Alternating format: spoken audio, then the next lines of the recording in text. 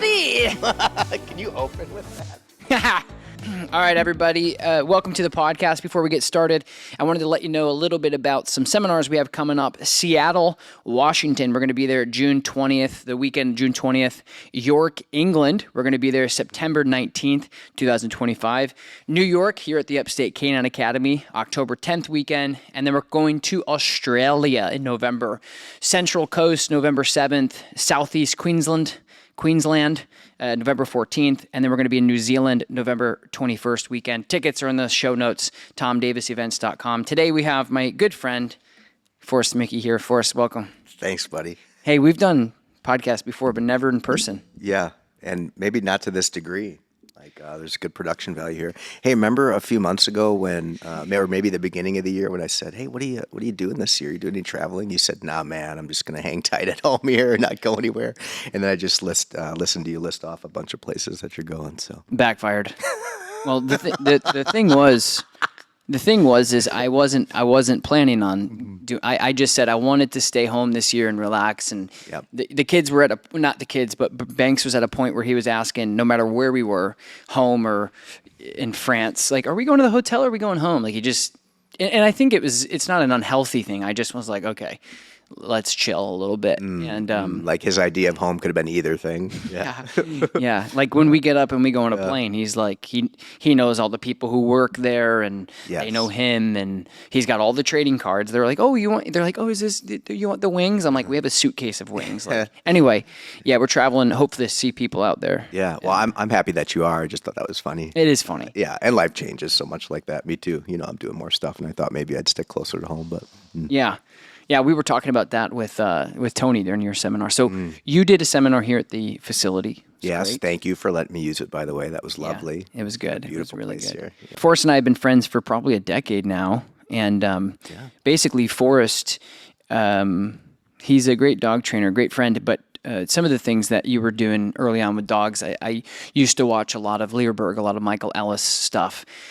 And so that's how I became aware of you, and I forced my way into your life, and now we're friends. I'm really glad that you did. You sent me an email. I think it was a little more than 10 years, maybe 12 years back. The dogs were young, Elzer and Endy, and I got an email from you, and it just had the right tone. You were saying, "Hey, man, I'm trying to learn about dogs. I really like what you're doing. Could I come and see you?" And I've had people send me emails like this before, or request to come and shadow me or spend time with me, but there was, something about the way that you had asked, and so I'm glad that you did. And you came to Wisconsin. I was living in Wisconsin at the time. We crammed you into this upper apartment that I had. We went to a seminar together. So another friend was doing a seminar. We went and watched that. And we kind of had, kind of an epic time. You put the bite suit on, you get bit by dogs.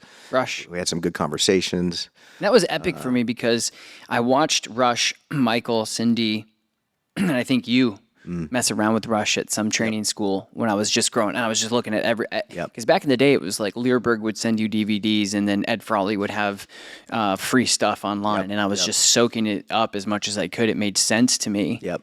And I remember watching Rush work. And then when we went to Tyler Muto's seminar, I took a bite from Rush, and that was like all full circle. Yeah. I'm like, this is so cool. Cool. Yeah, I love that stuff. Do you remember the guy trying to steal your rental car? Yes, I do.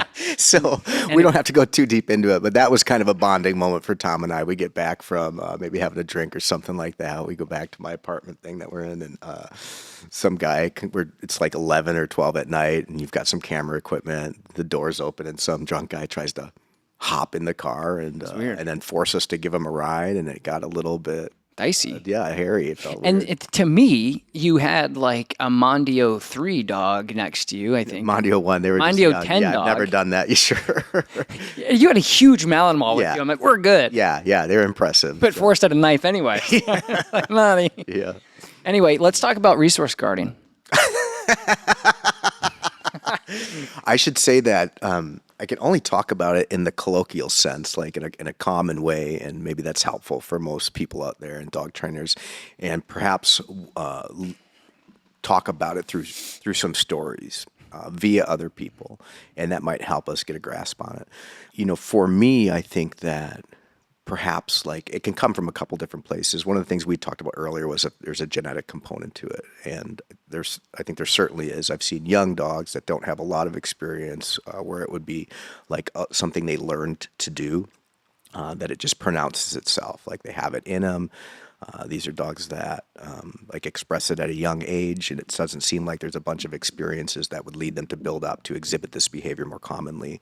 And so I think that it's also kind of exists in every organism. Like it's a survival mechanism. If you have a resource that you feel strongly about and there's a threat to that resource, and your ability to thrive into the future or exist in the now depends on you maintaining access to that, then you're going to defend against it. You want to own and have that thing so that you can,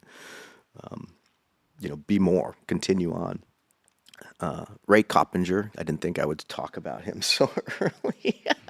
I love this guy. I've got his book right here. Okay, so here's a story, and this was helpful. Let me give context of the joke. Okay. Forrest brings up this gentleman all the time, and it's just funny because every time that Abby and I, who's behind the camera, and we've traveled the world together, us three, and every time that you sit down to do a seminar, you talk about Ray, and so within 5 minutes, we got him. Well, you led with resource guarding, and I need to talk about Cool. some of the stories that Let's he told do me. it. I think it's funny. I think so too. And when we do, it's usually when I start talking about Ray, then I sit on the floor, right? Yes. Yeah. I don't know which one They comes go first. hand in hand there. Yeah. So he's passed now, but he was a professor at Hampshire University here on the East Coast. I am, and kind of a really neat guy. And him and his wife wrote books. And so whatever, I'm sure the audience is both dog trainers here and then just everyday dog owners. So if you were, an everyday dog owner and you're listening to this podcast, you probably have some desire to learn more, and he's got some books that are easy reads, and he talks about kind of the evolution of the domestic dog and how that was kind of symbiotic with humans and dogs, like it happened together. And so he's got kind of a lovely story, and I think probably the most accurate one about how dogs became domestic, whatever that looked like. And it kind of happened off of, they were scavengers basically. So whatever the ancestor between dogs and wolves, dogs are not wolves, but maybe there's a common ancestor somewhere. There were certain dogs that were, or whatever the ancestor is, were more comfortable hanging out around human populations. And so when we were in smaller groups and we were living together in our tribes and we were sharing food and tasks and resources, etc., we might throw our discarded waste on the outside of our camps. And so the ancestral dog would have come up and maybe scavenged off of that because that was easy food. And there were ones that were more tolerant to human proximity than other ones. And so those ones that were more tolerant spent more time eating off of, our waste, and the ones that were a little more sketchy or not tolerant, they went on their way. And you could imagine that over time how the ones that were more comfortable in proximity to people hung out longer, got easier access to food, and then somehow, intertwined with our lives in kind of an amazing way that provides us what we have now, which is a really strong, beautiful companion animal, a more companion than any other animal that exists on this earth. So Ray Coppinger has some good, I think, thinking and thought process behind that. I spent time with him in 2014 in Rhode Island at a Sparks conference. And so this was a conference where some of the scientific minds were getting together, people that are doing research and collecting data on dogs, and they're interested in kynology, which is the study basically of domestic dogs. And they were presenting information about just like what they were doing with their graduate students and what they were doing through surveys with people, for the general public. And Ray was up there and he was talking about how wolves hunt in packs and the sophistication of that. One of his studies was on how he called wolves an indicator species. And what that means is that they're not that adaptable, wolves. Like if something changes in the environment, it affects wolf populations immediately before it affects other things, before it affects coyotes, for example, which are also in the dog family. So they're sensitive to these changes and they don't adapt, and their populations will drop with just minor changes in the environment. And so he says they're not that impressive in a sense. Dogs are far more adaptable, evidenced by how many dogs there are in the world, right? And wolf populations suffer with small changes. Dogs thrive and they adapt. So he gives this lovely talk on it. And then he's got this table where he's selling books afterwards. And I'm there with a friend of mine. from New York, and we go to talk to Ray, and we're excited because I had read his book, Dogs, at that time, and just liked the guy. And he was, I don't know, 87 at the time, and you could tell he had probably, this was his last thing that he was going to do. He probably wasn't interested in these anymore. And we got to talking about dogs and then whiskey somehow. And there was a bar next door, and he's like, let's get out of here. You guys are interesting enough. Let's go over there. They have Black Dog whiskey, and let's drink that instead of sitting by this book table. So I think he had another talk to do. He just bailed on it. He bailed on his book table. We went next door to this bar and sat down for 4 or 5 hours, and he told a lot of great stories, and just we had conversations with him. He did get on the topic of resource guarding, so this comes back to it. He had a few things to share on it. A graduate student of his was doing, had some setup, and what they were trying to determine was at what point hummingbirds would start to defend sugar water. And so the setup was this, and it's this is going to be the simple version. There's far more detail to the setup because these were graduate students and they were doing serious scientific work, and they were wondering at what point an animal would start to fend for a resource, at what point it became valuable enough that you'd risk your well-being in defense of it. So there's 3 hummingbird feeders that were set up, and they had low concentrations of sugar water in them. And on one of the feeders was a pump with sugar, like a higher concentration, so that if the student pumped the sugar into it, this one feeder had more sugar in it, right? So you up the magnitude of value. And before that, all these hummingbirds were feeding off of these 3 feeders in relative harmony, right? Just low doses of sugar in them, nothing to get too excited about. I'm not going to risk getting in a fight over this stuff because actually what I gain from it, not that important. It's not that valuable. But once they dosed one of the feeders with more sugar, this big bull hummingbird started fighting off all the other hummingbirds because this resource became really valuable, so much so that it felt like its future relied on it, like my ability to thrive and have everything I want in the future and have many wives and many kids. If I have this thing, dude, I could secure that, and I'm willing to take an ass kicking for it, right? Because I'll probably heal from it too because I got so much sugar. And what Ray's point is those are birds. Not saying birds are dumb. They're highly intelligent, sophisticated, and they're incredible, animals themselves. But what he was saying was that within 2 minutes for an animal to change its behavior so drastically, simply by changing the quality of a resource, makes it feel like it's less a choice and more like an epigenetic expression. You like that? Tom wants to talk about epigenetics a little bit, and we'll also speak about it in a colloquial sense, but something triggered, right? And it wasn't, I just like to be a butthead and fight animals for my toys on the ground, or, hey, this food tastes a little bit better, so I'm going to start to put my mouth on you so you can't take it from me. I mean, those are real things too, but we're talking about almost on a cellular level or on a genetic level, something was triggered that made that hummingbird go, this is extra important. And I'm going to start to fight over this thing. And I'm going to risk my own safety and well-being and possibly endure damage to my body just so I can secure this resource for me. And that's interesting because what I think it does for us when we're talking about resource guarding is there's a genetic propensity for this thing. It's deeper than just I'm making a choice, I'm a bad dog, I'm misbehaving, and I just want to do something, to have this thing. It runs deeper than that. And I think that what it calls us to do as trainers or people that are in positions to dealing with dogs that have deep-seated resource guarding issues is to consider it from a place of their perceived value of the thing that they're defending and why they feel that way. And often I think animals have, one is a scarcity mindset. Like this thing here is so important and so valuable and it doesn't exist anywhere else that I need to hunker down and defend it. And one of the ways that we kind of try to approach dogs that have those feelings about stuff is put them into an abundance mindset. Show them that there are more of this available in the world. You don't have to risk your well-being over this thing because it also exists over there or exists over there. Another story that he had was, and what makes Ray Coppinger interesting is, he liked to try to find dogs in environments that they were relatively void of human influence. And so they would go down to Mexico, him and his graduate students, and they would observe dogs on food dumps down there. And they were feral dogs, right? There wasn't people out there interacting with them, training them to do things.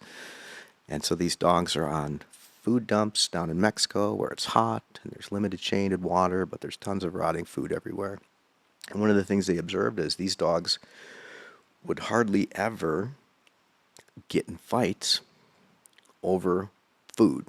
Because if there's some rotting flesh here that one dog's eating, there's going to be rotting flesh over there.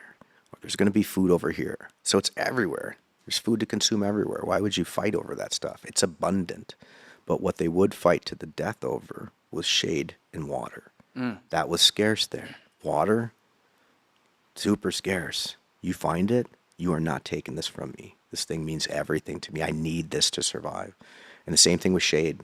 It was hot. It was sunny. You found a shady spot, you would fight over that. You would push people around.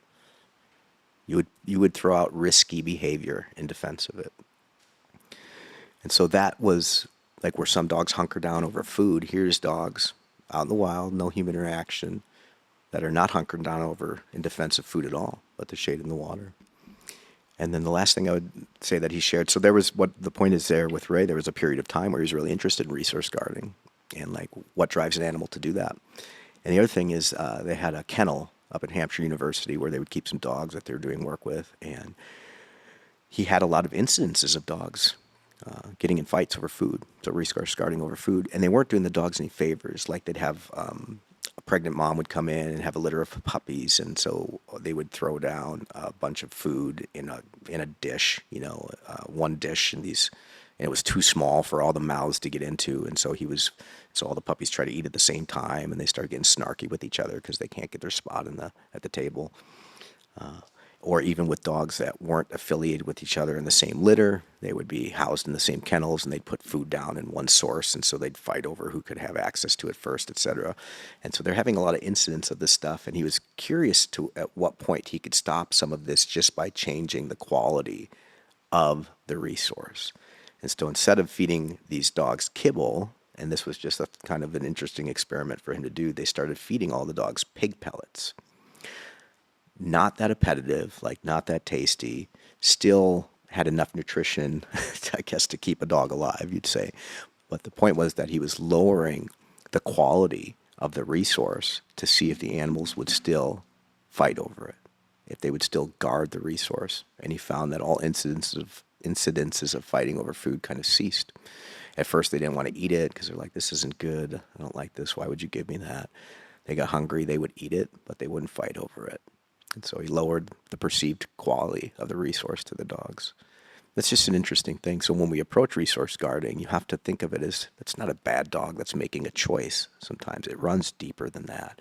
And fundamentally, to get at the heart of resource guarding, deep-seated resource guarding, let's say, like the genetic expression of it in a young dog, the outlier examples of it where it just doesn't make sense. Like, why are you so committed to this? Like, this is going to be hard. I can't train through this with obedience. This is like deeply in you, right? Is to fundamentally change the dog's perception of the resource. And it's either there's more of this available, right? So you don't need to exhibit this behavior here. You don't need to defend it because I've got more over there. Is one way. So like a scarcity to an abundance mentality, or to lower like the perceived quality of it, which would be let's keep it in the quality realm. There's more of it here, or if I come into the picture, I'm going to even add value to it. I'm not a threat to your resource. I actually make it better for you. So if a dog was chewing on a shoe, they said, "This is my shoe," because one thing I would say is, what do you? I haven't found the answer. Why do you think some dogs get to guard things that we wouldn't see it to have value? So a shoe, things that dogs possess. I've even seen like couches, furniture, spaces, rugs, beds, where you would say, well, so I guess it's hard to judge where the dog is seeing the value. Like, why would this old smelly, dirty shoe. Why this one? Yeah. And it can't taste good. It's, you know what I mean? So why do you think some dogs, I can see like a ball, a bone, Right. food, Yeah. water. But why sometimes dogs will choose blankets? And I could see a squeaker toy too, of like a prey. Yeah. But what do you think happens there? Where if you walked in and if they had a shoe and you said, "Hey, I got beef liver," and they're like thinking about it, and you're like, Yeah. One answer to that is, after all, he is another species. His mind is unfathomable to me. Like, I have no idea sometimes what the hell a dog is thinking. Like, that could be an honest answer. That's in this book right here that I got by Donald McKeag. I thought it was just kind of a fun line that he puts in there when he's considering what his dog is thinking and his why.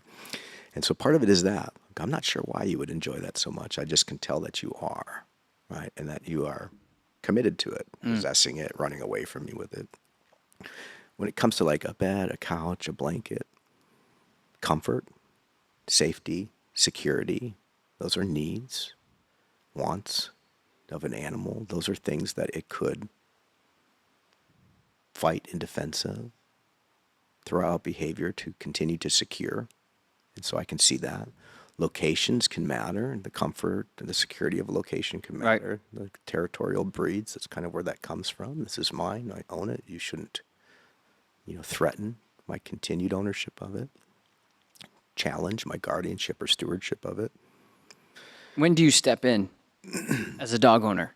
If you see a dog that's growling and showing teeth because another dog is coming up, when as a dog owner and trainer in your own life would you, or in a client's life, when would you step in? It would be a layered question for me. I would say that, and you had before that asked about like if a dog just hunkers down over a shoe and says, this is something that I want, and I'm willing to show some teeth over it. And it's hard for me to know exactly why it feels that way about it. But there is a relational element to this, right? And so this question gets asked a lot when we're, like when I'm out teaching seminars and stuff, is why, when I give my dogs bones, how do they feel? Do they ever, show their teeth at me when I give them to them? Can I take bones away from them? Do I take bones away from them? Usually the answer is no, I don't. Like, I don't force that issue when my dogs are young. Like if I just get a puppy in or something, 8-week-old Malinois. I've got a 14-week-old Malinois right now. And he does what all of my other dogs have done and will do eventually, is if I give him something like a bone or a bully stick, he comes up in my lap and chews it in my lap. It's not the first thing that he does. He doesn't do it at 8 weeks old. And probably doesn't do it at maybe 10 weeks old, though some of them do. At 12 weeks old, a lot of them are doing that. They'll just bring it up and bring it into my space and chew it and lay it even in my lap, and I can take it out of their mouths and give it back to them. But it's not something that I seek to do. It's just something that happens naturally because they trust me and they know I'm not a threat to the resource. And so I think that if too early on we get in a position where we want to challenge them or we have this idea in our head that we want to control that resource, or have the ability to manipulate it, take it from them, and give them back. If we get in their heads too early on about that, before we have some sort of relationship that has fostered trust and maybe this abundance mentality, I think we can get into a tricky spot. So I usually don't create an issue around that stuff, because my dog just perceives me as a person that brings them good things.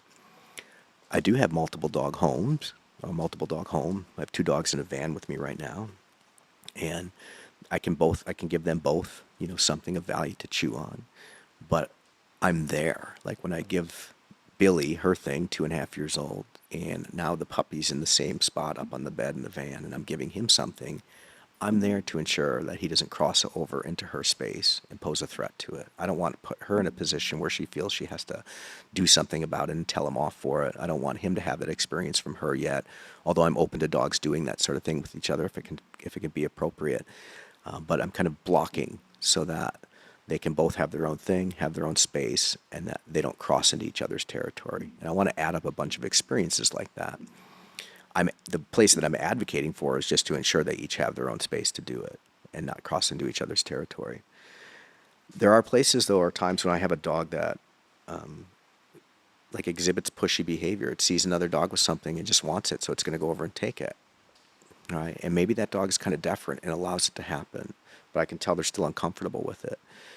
But if I see that going on, like it's almost compulsory that the dog will go and take something else from the other dog, I definitely step in and say, no, like here's your own thing, stick with it. And if somebody else has got something, leave it alone. Don't go cause an issue. And for me, I'll step in and use social pressure, tools if I have to. But I just hyper manage those situations so that the dogs don't feel like it's up to them to make those choices. If I had a dog that I trusted, this is why it feels kind of layered to me. If I had a dog that I trusted to make appropriate corrections, and I knew that the dog that they were going to correct for this matter would take it in the right way and not escalate the situation, I might also allow that to play out. How about you? What? How do you handle it? Like you've With got my a own two-dog dogs? household. Yeah, like I'm thinking Burley, like Coda has things in her mouth that she carries around. Burley's a different type of beast, so she likes to just possess and have the things, and he might go over and mess with her just a little bit because he's just trying to mess with her, but not take the item. Mm-hmm. Yeah. Yeah, and he's done that before. And Lakota just has things in her mouth because she's praying for the opportunity for somebody to grab that thing and throw it or tug with her. Yeah. And Burley can't do that. No. And he doesn't want to. So that's the thing is she'll walk around constantly with an item. And it's interesting because I don't think she cares so much about the item as much as she cares about what the person does with it. So it's not a value of yummy, I'm going to consume, and this is going to provide me nutrients in my body, and this tastes good and bloody, and it's satisfying to crunch on. It's just anything that she can get that she can bring to somebody to say, can you do something with it? Can you activate this? Yeah.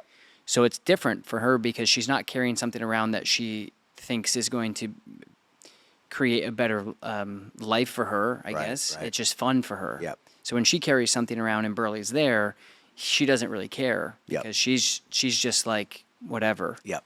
And that's the difference. And I did post a video when he was young, like probably 15 weeks, maybe younger. I was talking to you actually. I don't know if you remember that. I was talking to you on the phone, and she corrected. I remember this. him, Yeah. and he was squealing around, Yep. and he was fine. But Yep.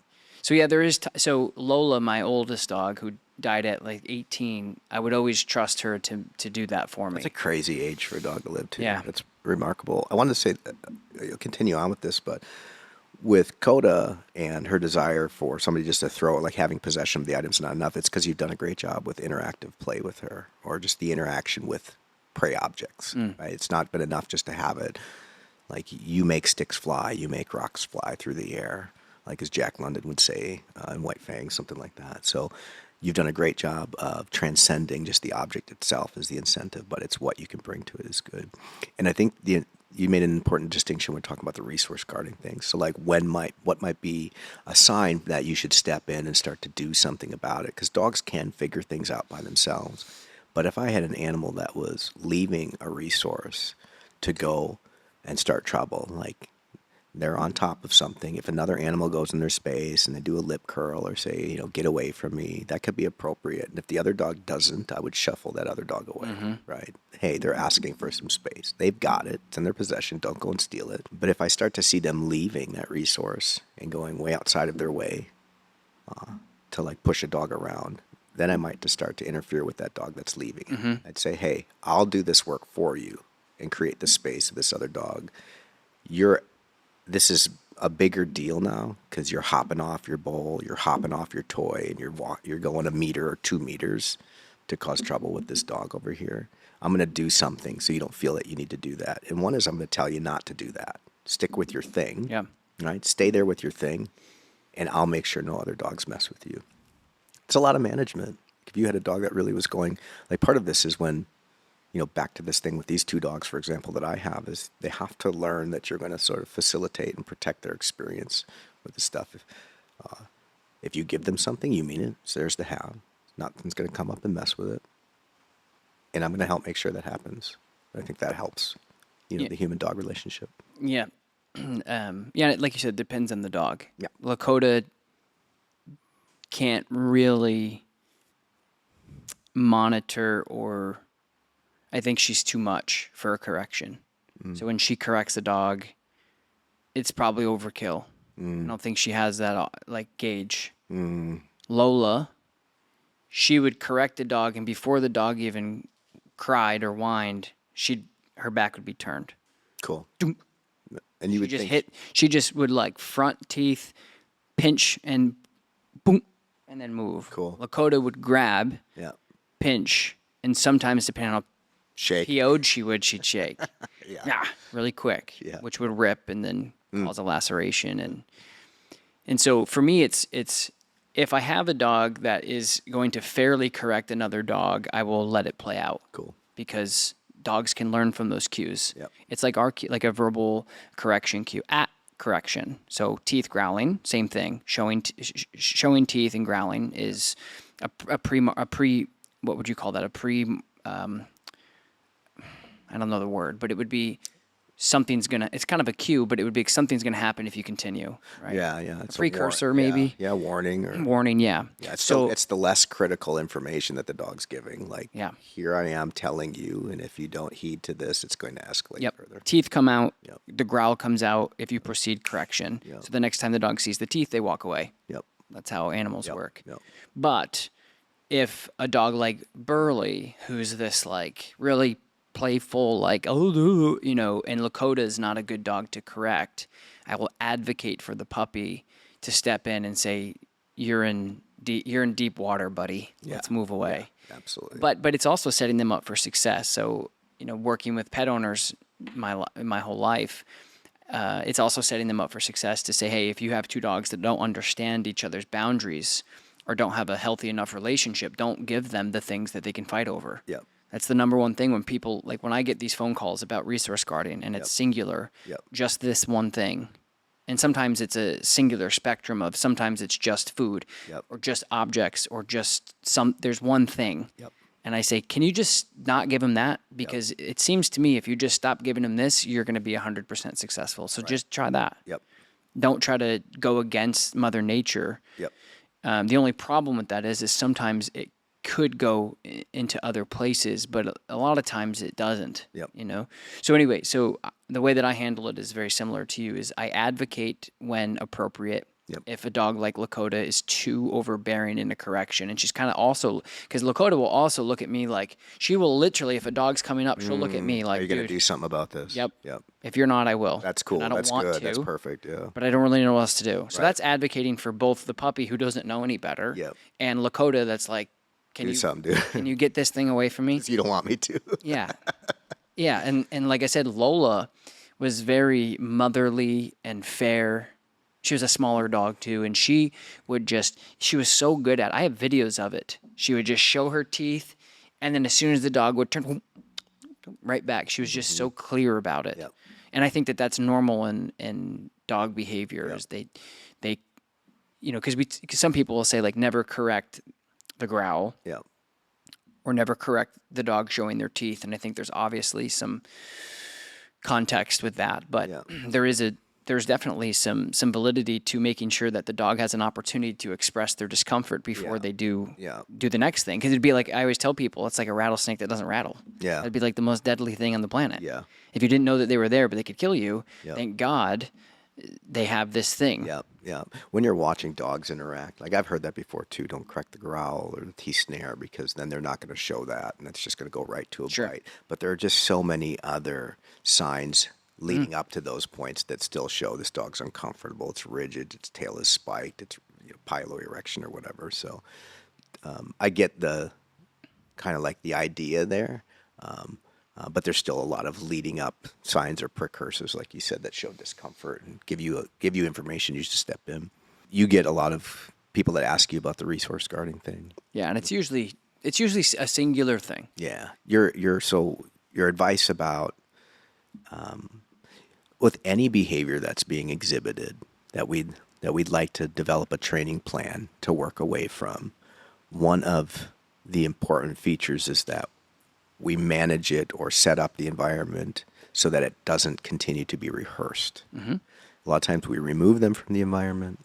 If it's like trouble over food bowls or something, put the dog in its own space, put the bowl down, don't mess with it, don't provoke it in any way so that they rehearse again the resource guarding or whatever. Any behavior we're trying to get a handle on, non-rehearsal is important, that they don't continue to practice and learn that it's a strategy by which they can accomplish their goal or the outcome. But then on the other side of that is we have to have a plan to work them away from it.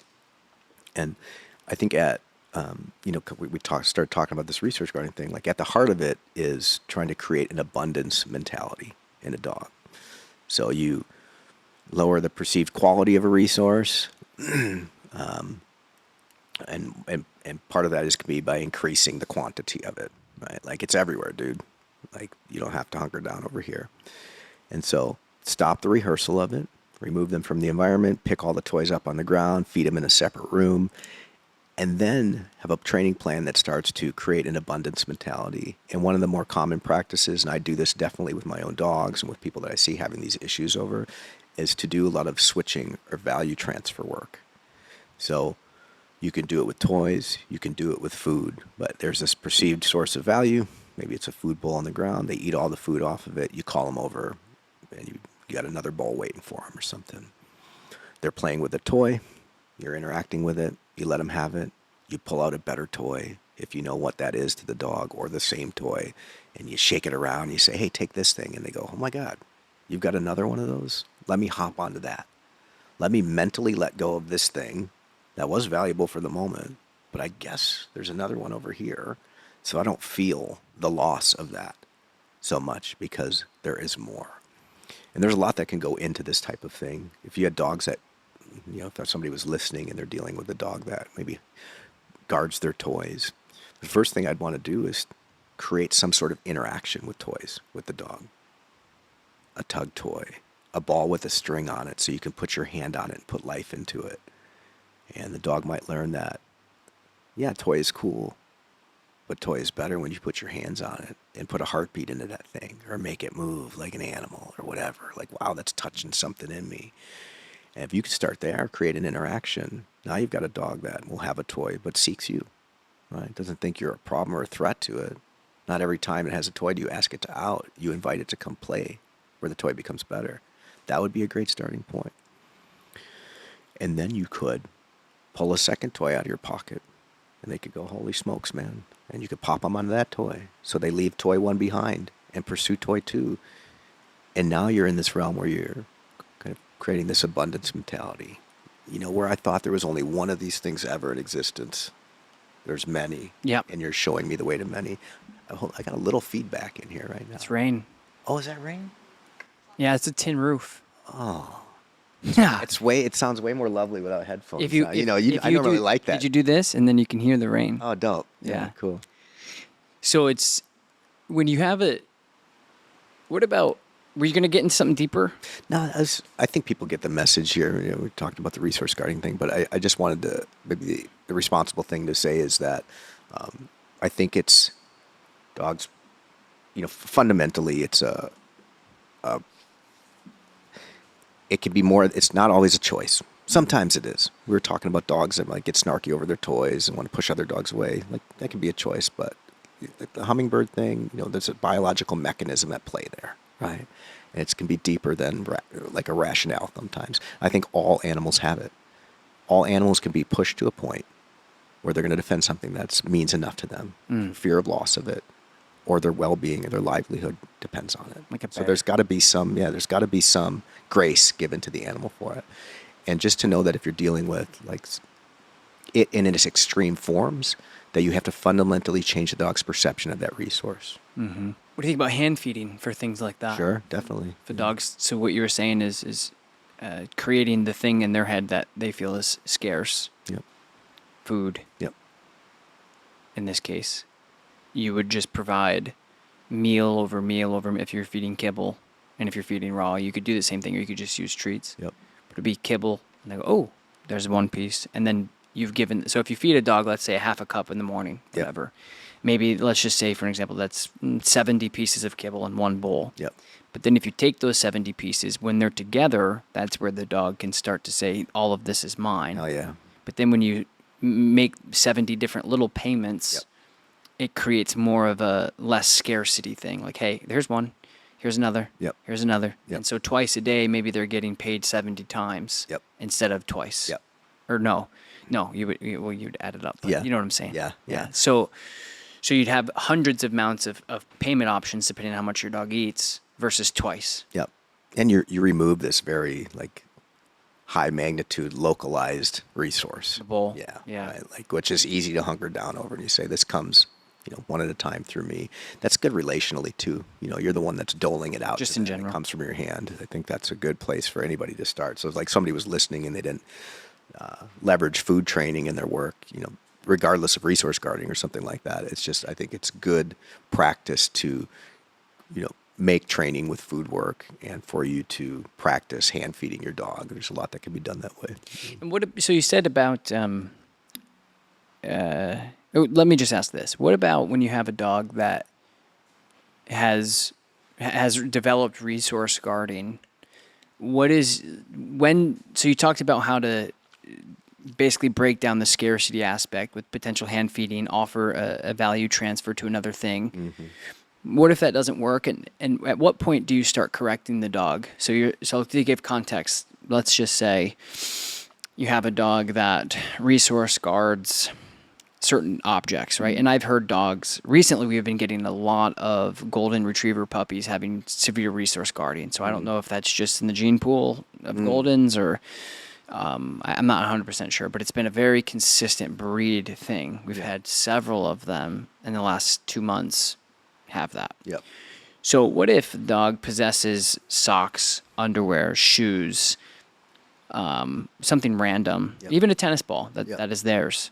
At what point do you correct the dog, and how do you approach that? Because that's one thing I don't make a lot of content on because it's dangerous. And I want to teach people at scale how to teach their dog how to walk nicely on a leash because it's not dangerous. Yep.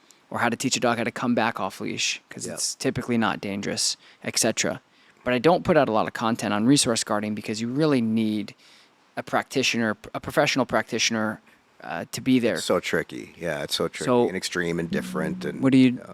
At what point do you say, okay, we need to put some pressure on this dog and teach him that what they're doing is inappropriate in hopes of it forever going away? Yeah, I guess my answer to that is the same answer I'd give to any question about when do I put pressure on something, and it would be when I've reached the limit, like when I've reached the limits of what I can do with reward economics. Okay. Right, so behavior economics is, I guess, more or less the risk and reward of emitting any behavior. Like I do this, I get paid well for it. The payment I get, the magnitude of the payment supports the expense of the behavior. Yay. That's reinforced. I'm going to keep doing that. Or if I do this, it was super risky, it called into some trouble for me, I didn't like the consequence of that, I'm not going to do that anymore. That wasn't pleasant. That wasn't worth it. And so we're talking about in the beginning, like you have a puppy, these golden retriever puppies that are coming in. There's a lot that I'm going to try through the use of positive reinforcement and rewards to see if I could get a handle on this stuff. And this abundance mentality we're talking about is an economic lesson for these dogs. In practice, what this could look like is if you had a young puppy and you knew its parents. Maybe you hadn't seen it chewing on a sock and running away from you yet, but you knew that its parents like to grab things and have them. I might have a plan for supercharging a drop command. We say out, like in kind of spend a lot of time in the protection world. So when our let go or our drop, a common word we use for it is out, right? Let go of the toy, out it from your mouth. And with puppies that I know that are going to be really possessive of things and maybe a little bit selfish, if you will, about things, want to have it for their own, before they have anything in their mouth, I'll say out and shove 5 pieces of food in their face one at a time. Boom, boom, boom, boom. It's like charging a marker, charging a clicker, charging a yes, charging any sort of auditory marker that you might use. And so their perception, this young dog, when they hear out, drop, let's go, pick whatever cue you want, is they get, not that they have to give. Right? Like fundamentally, when they hear it, they're gaining something, not losing something. Mm-hmm. That might be a strategy that you could implement with young dogs early on. I think anybody should do something like that. You're leave it. You want leave it, which means lose interest in that and take interest in me or what I've got for you. Before you're asking them to come off of some perceived value, create the value on the other end. And then it's when you say leave it one day, when you really want them to come off of something, you might have all of this expectation of reinforcement, reward, value back at you, that it's a super easy economic shift for them. And we do that a lot with these young dogs that put their mouths on things, is we charge the out before they have anything in their mouth. Like when I watch dogs that pick up stuff, and this young Malinois puppy that I have, even once in a while, like he'll pick up something and he sees it in me. I'm like, I think you shouldn't have that thing, and he feels like he wants it for whatever damn reason. There's the nervous parent, or like the concerned, big brother that's like, you shouldn't have that thing. You shouldn't have the thing. I need to get that away from you quickly. And then sort of your training plans can go out the window. It's like, I wasn't expecting this, and maybe I haven't charged my out or my leave it, or I don't have a recall that's emboldened, like some cue that's emboldened enough that you'll take it, that you'll almost like reflexively choose this thing, right? Like I'm in a situation I didn't plan for, and you have to do something like take it out of their mouth, or just walk them down.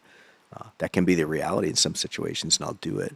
But what I would like to do if those moments happen is just to remind myself that there's a lot I can do in preparation for those things. Do more recall work, do more of the leave it stuff, do more of the out things. And so that if I find them investing in things that I don't want to, that I can train them away from it. We call that value transfer. It's like shifting the animal's perception from one value to another. And it's kind of us that likes to orchestrate that experience. And it takes it's not even a lot of work, it's the right kind of work up front. And if you have a puppy, like a dog that hasn't rehearsed a lot of hoarding behavior, chewing on socks, grabbing things you don't want them to, then you can start that work right away. And usually, it's not that hard. What about, wouldn't charging that marker be the same thing as teaching a focus? So look at me and then get paid. And then I think the context you were saying would be do a leave it, and then the dog looks at you, and then you pay him 5 times. Wouldn't it be pretty much the same thing to do like a focus command? The only difference, I think, what you're describing is when I say out and pay them, or leave it and pay them, I'm basically describing a Pavlovian process. The dog doesn't have to do anything. And what you were describing is you say it, the dog looks at you. So there's a requirement from the animal to look at you before you pay them. I wouldn't have any requirement. I would say it and just feed them. Cue it, reward. They don't have to do anything to get the reward. What would happen is they're probably going to, and you start this when they're already facing you, out food.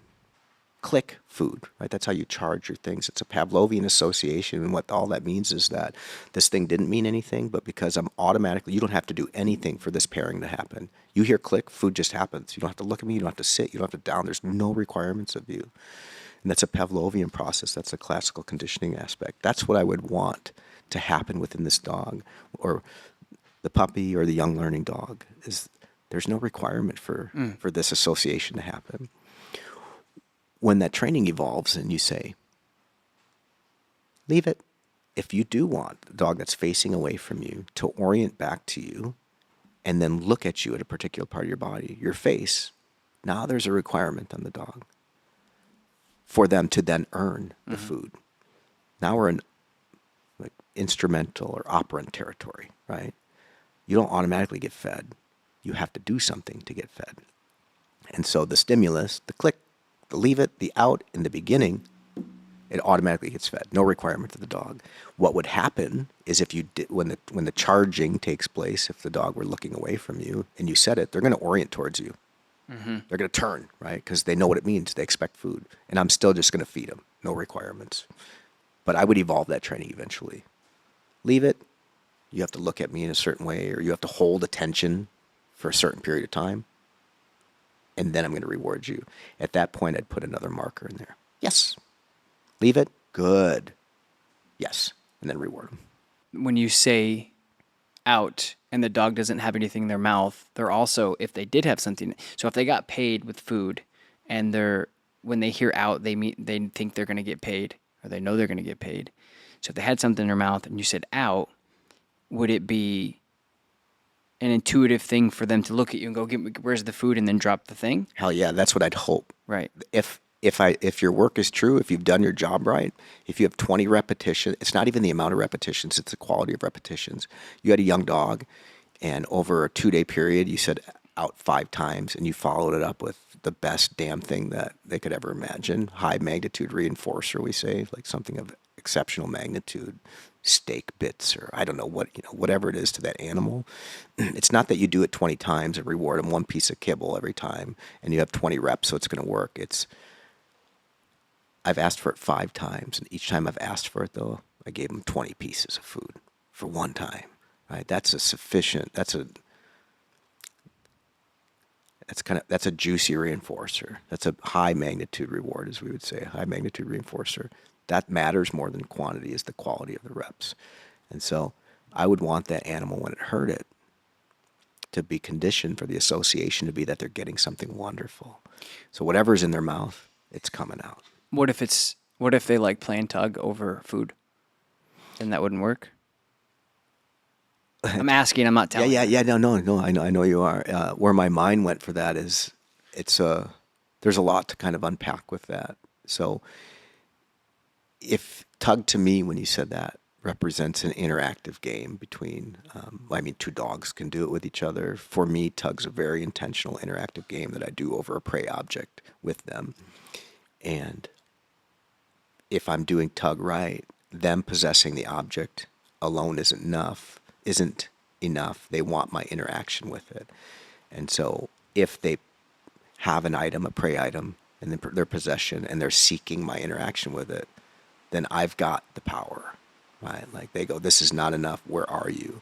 And I can make outs or make good control or make structure over it, because the animal doesn't just want the thing, they want me added to it. So our relationship and the interactions transcended the object itself. That's something for everybody to aim for. Like if your dog took a toy and just wandered around with it and didn't want you to be a part of it, for me that represents an opportunity in training, that you can find a way to be part of that interaction where you make it better.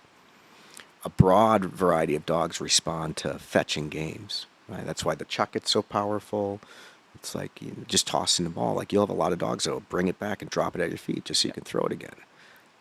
Guess what? The ball's not enough for them. They need you to make it fly through the air. That's better. They want to chase it down and put their mouth on it. And that's the most exciting part. And then they're possessing it, and they're like, that's not as great. I'd really like to rehearse the chase and the grip again. So they bring it back to you, and they drop it at your feet. It happens like magic for a lot of dogs. But you're an intricate part of that. And so you can build obedience and all sorts of things on that thing, but you are a requirement to make that activity worth it. So if you had a dog that was like sitting there chewing on a sock, or they kind of got into more deeper feelings about it, like they're starting to interact with your sock like it's, a dead mouse or something, and it's a puppy. If I didn't trust the charging of my out or leave it or come or whatever, right? If you've got enough value on those things, I think you could possibly get a puppy to come off of it. If it's charged, if it's classically conditioned, it shouldn't even be a thought to the dog. They're not weighing whether they should or shouldn't. They just pop off. It's reflexive. It's like when I was talking to you about Burley's focusing on other dogs sometimes. Yeah. And I'll yes him because it's kind of charged. Exactly. So I'm not marking a good behavior. I'm reverse engineering kind of the charge. He's looking at the dog. I say yes. He goes, oh, I know what that means. Exactly. Right? Yeah, that tells you that your mark is charged. Yeah. If you say yes when he's checking out something else and he flips around with expectation of food, that's a Pavlovian conditioned process. But where would that dilute the terminal marker? It dilutes it if you don't pay it afterwards, right? Like if you said yes and he looked at you and you didn't pay it, and then you said yes and he looked at you and you didn't pay it, he might start to have different feelings about it. So certainly you can lose the conditioning of it. And could it possibly lose the, yeah, no, never mind. And it would lose the power in turn. Yeah. There are when I watched you walk around with Burley, so maybe this is something that could be said to the audience too. There was 2 things that were going on there. One is you were diagnosing the strength of your yes marker. And so if trainers are listening to this, you all know what markers are. If you're just an interested owner out there and dog training's a hobby, or you're considering going deeper in it, then markers are a technology that emerged in the 60s through two people, Marion and Keller Breland, are basically the people that took it out of the laboratory and gave us the clicker. They called it a cricket then. But it's just a signal. It allows us to capture a moment in time, communicate right or wrong to a dog, and predict a consequence. And so before that, they were like throwing food in animals' mouths to try to connect dots. Hey, you got on that platform. Let me throw a dead mouse at you really quick, cat, so that it's worth it for you to do it again. Well, then we feel like, hey, man, I'm not that good at tossing food or that fast, so I need something to communicate to this animal that they've done the right thing. And that auditory signal was the thing that did it. Click. They know that they did the right thing, captures a specific moment in time, predicts food. Bridging signal connects the behavior to the consequence. And so it's a bridge to those things. So that's kind of been important for us. You're walking around with Burley, you've got a bridging signal. It's strong. You're diagnosing the strength. He's checking out things in environment. You say yes. He flips his head around. That means that thing's strongly conditioned. But if I'm using, I would classically use the yes as my terminal marker, which means you've completed the behavior, I'm paying you, and now you can break and do what you want. Where does that get confusing to the dog? If I say yes, where does he go, wait, looking at the dog is what you want now? Do you know what I'm saying? Well, that might be the message that you send to him if you do repeated trials of that. Like when you're walking around, if every time he observes a stimulus in the environment, in this case, another dog, and you say yes, and he whips around and takes food from you, in the beginning, you might just be demonstrating that your yes is powerful. It's strongly conditioned, so strong that he'll hear it and flip around even if he's taken in the sight of another dog. But then you could decide, and some people do, and this is a true counter-conditioning protocol, and it's described in a book by Leslie McDevitt called Controlled Unleashed. It's called Look at That, L-A-T. And so people will use this oftentimes as a strategy to try to flip the script on a dog's like emotional response to something like a dog in the environment. And so if you repeated doing that, look at that dog, hear yes, get a reward. What you might find is that the dog starts to operate on the environment by looking at dogs, hoping they hear yes, now it's a marker for the behavior of looking at other dogs so that they can get the reward associated with it. And so what Burley might do is, at first, he's looking at another dog and you say, yeah, because he's naive. He doesn't know what the hell's going on, but you have a charged marker. He looks at another dog, you say yes, and you weren't thinking about trying to counter-condition dogs or anything. You're just like, I want to see if he responds. And he flips around. You're like, holy shit, that guy cared enough about you. That thing was deep in there, that yes, and the expectation of food was deep in there. Cool. I think I'm going to use this as a strategy to try to counter-condition stimulus picture of dogs because he's starting to have feelings about them. They're not so deep where he doesn't hear my yes, right? That he's not interested in reward-based training. Rewards still matter here. Rewards are still a strategy that I could use to overcome this thing. It's not always the case, right? We see dogs that are too far gone that reward-based training goes out the window. But that would be evidence that you could use reward-based training to counter-condition this stuff. And that's the economics. Right. Yeah. So he's not like too invested in that thing that he can't take to this. Then you go out and you say, here's the procedure I'm going to use. Every time Burley looks at another dog, I'm going to click him for it. And I know he's going to respond to my click. That's been evidenced already. First time I took him for a walk. Cool. So you go out there and you wait. When a dog, comes in the picture or a squirrel or whatever the heck you're working against, and he sees it, you click, and he whips his head around and you feed him. And maybe he hopes for clicks more often. It's not yet contingent upon stimulus of dog or squirrels or whatever. So he starts looking at a tree and he looks back at you. Why the hell didn't that do it? Looks at a pothole in the ground, looks back at you. Why the hell didn't that do it, right? So he's like, now he's starting to operate on the environment. That might be a neat thing to see. You're like, oh, my dog's playing now. He's thinking. Now he's thinking, what do I have to do to get this? That's the shift, right? He starts to say, this is within my control. There's something I can do to make this happen. It's not just automatic. Then he spies another dog. Yes. Turns around, gets his food. Now he might start to connect dots. Right, so what will happen, evidenced if this is working, is your dog will look at another dog. If they connect this dot, look at another dog and look back at you. Like, give me my shit, right? That's what got it. Looking at other dogs does it, right? And now you've got a counter conditioning protocol set up where they used to look at other dogs because they were concerned, unsure what's going to happen here. Now they're looking at them To get so paid. that they can get paid from you. Yeah. And there's a lot of dogs I can work with. Like usually it's dogs that don't have too deep of real feelings, about other animals or whatever the trigger is in the environment. There's things that you can do to set that protocol up so it works better. Distance works, turning the volume down on said stimuli. Like there's this stuff is outlined in the training manuals and books, etc. But it can be useful. Yeah, and I did do that with them. And I was telling you, I think that if I could do that with my clients, life would be so much easier. But so often I work with dogs who are already too far gone to not care about those economics. Yep. The other dog is more of interest, regardless of if it's a true aggression, or fear, anxiety, trauma, trust. Yep. You don't know what you're doing. I must Yep. engage. Yep. So he is probably one of the first dogs that I've been able to counter condition, like truly. Just with strictly a counter conditioning protocol. Yeah. So when he even hears another dog, he'll look at me. Yep. He sees another dog, he looks at me, Yep. and I'm paying him. I'm like, great. Yep. The only time that I would have to correct him because of his genetics being a borbal, his protective. I think any dog, really, if another dog is really coming after him, like we walk in a neighborhood and like a lot of people out there, you walk in neighborhoods and I would say every single person that you see is likely going to have a dog that's not trained. Yep. They're not engaged with their owner. Yep. They're just bringing them out. And it's good to bring your dog for walks, but I would say 99% of people you see out with their dog could care less if they drop the leash and they both walk in different directions. Yep. They just don't care. Yep. They have no engagement. They're on a harness.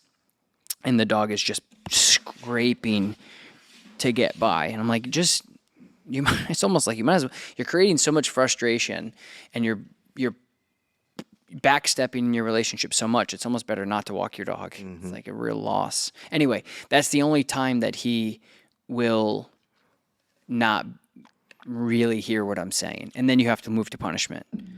And that's the thing. Like you were saying earlier, there's just going to be some dogs. And in my case, because I work with dogs who are already there. I don't get to develop hardly any dogs except my own personal dogs because of the way that my business is set up and the way that I'm a specialist in behavior. And so I'm so focused and routinely trying to stop things from happening that are already unrealistically too far gone. I'm in management mode where I'm correcting a lot more than rewarding. In the beginning, and then we move to rewards because the dog just completely phases out rewards. That other dog is more interesting to me than what you have in your hand. I don't care if you say yes. I don't care if you say good. I don't care if you say, hey, here's a treat, and I don't care if you have treats. The other dog is more interesting to me, and therefore, then you have to switch. That's how I have to switch to punishment with Burley. And a lot of times it's just telling him to leave it, and then he disengages. But there is a gray area when the dogs, and this happens, dogs will pull towards him, barking at him. And he's looking at me like, okay, here it comes. And then boom. And then I have to punish him because and it's not fair for me to tell him not to care about that either. It wouldn't be fair for, in my opinion, any dog breed to say, that dog that's coming right at you to potentially hurt you or the two things that you care about the most, yourself and me, don't worry about it. And especially with an intact year and a half year old South African Mastiff Borbal, no way, no shot. And that's the only problem walking with him sometimes is one, he does go because he's all muscle, as you've seen. I have to use punishment. I have to use things like the prong collar or the remote collar because you're not stopping them. You can't compete with that experience. And the dog is not in a headspace where they're working for rewards, right? Like it's like, what, you're trying to give me food right now, dude, when I think I'm in survival mode or whatever the hell. The plane's going down and you're serving me coffee? No thanks. Right, exactly. So there's different places dogs come from this sort of thing. And if we had a dog that was totally open and perceived, there's tons of concurrent reinforcement out there in the world. It's kind of unimaginable, or it's the most incredible ask for somebody to be able to navigate the entire world and compete with all those reinforcements through just rewards only. Like there's going to be limitations to that thing. And you're describing a limitation where dogs no longer seeking rewards, right? They're seeking comfort. They're seeking negative reinforcement. Like, what is actually going to be worth it for me in this situation is that thing leaves. That's causing me discomfort. I can't eat at a time like this. That thing is approaching me. I need it to go away. I'm going to start expressing myself in this way because it's worked in the past. Get the hell out of here. That thing goes away. Whew. I'm going to do that again stronger next time so it happens quicker. That's a negative reinforcement procedure. Well, on behalf of the dog, that's what they're seeking, right? Some safety, distance from the thing. I want that to go away. And when it goes away, I feel better. Yeah. That was worth doing. They learn it. I mean, think about it like this if you're listening. If you have two dogs that are strongly going towards each other to bark and bite and fight, potentially, nobody is just going to sit there, oh, hey, how you doing? And the dog's, every single time a dog reacts like that, it ends really quickly because the owner removes them. Yep. So just like when a dog does a behavior and we pay him, Yep. it's as equally reinforcing when a dog acts a certain, just like when you do decoy work. Yep. You freeze, the dog barks, you start moving. Yep. Like it's Yep. it's a negative reinforcement game. It's reinforcing something. So that, I just wanted to underline that when we're talking about this as dog owners and as you're listening or watching, what we're saying is when a dog reacts to another dog, especially if it's out of fear or even boredom or something, if the other dog goes away, which is extremely likely unless they're behind a fence, either way, you're going away too, because we're not just going to sit here and go, oh, okay. Yep. So when a dog reacts a certain way and something then happens, Yep. that's also a conditioned response to your point to say, when that dog is coming after me, Burley goes, I'm gonna protect myself. Yep. And goes. They also learn that too. Yep. And if we're kind of in reactivity territory, so maybe, and we don't have to go too deep with this, but I think that, Dude. I think reactivity's a little overly diagnosed. Like, I certainly see dogs out there exhibiting behavior that's a pain in the butt. It looks emotional. It can all present the same way, like whether an animal's afraid or anxious, it might be exhibiting, this behavior. Or it's a dog that's frustrated and it's pulling on a piece of equipment that's comfortable and the owner never gave them anything else to do. So they're just like unsatisfied in life, comfortable pulling around in the harness, keying up on things in the environment, and nobody's ever gave it other training opportunities. So it's just a little frustrated. It's expressing itself through barking and stuff. Or it's a breed of dog like Burley that actually it kind of feels good to do this shit, right? This is who I am. Like, not sure why, but when I do this, it feels good, dude. It feels like I'm touching on, like, there's a bunch of, like, ancestral messaging going on in my brain right now that says this is what I should be doing. And it's striking a chord, bro. I see a lot of dogs like that. So there's an internally reinforcing mechanisms to some of these behaviors that we're seeing. Genetics. Yeah, and we can even say like an unchanneled dog sometimes.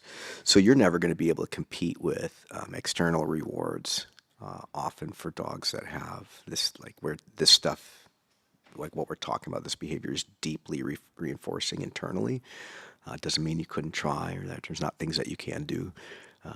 But with reactivity in general, when we're looking at a dog and deciding how we want to try to approach the training of it, we have to decide what's reinforcing about it. To them.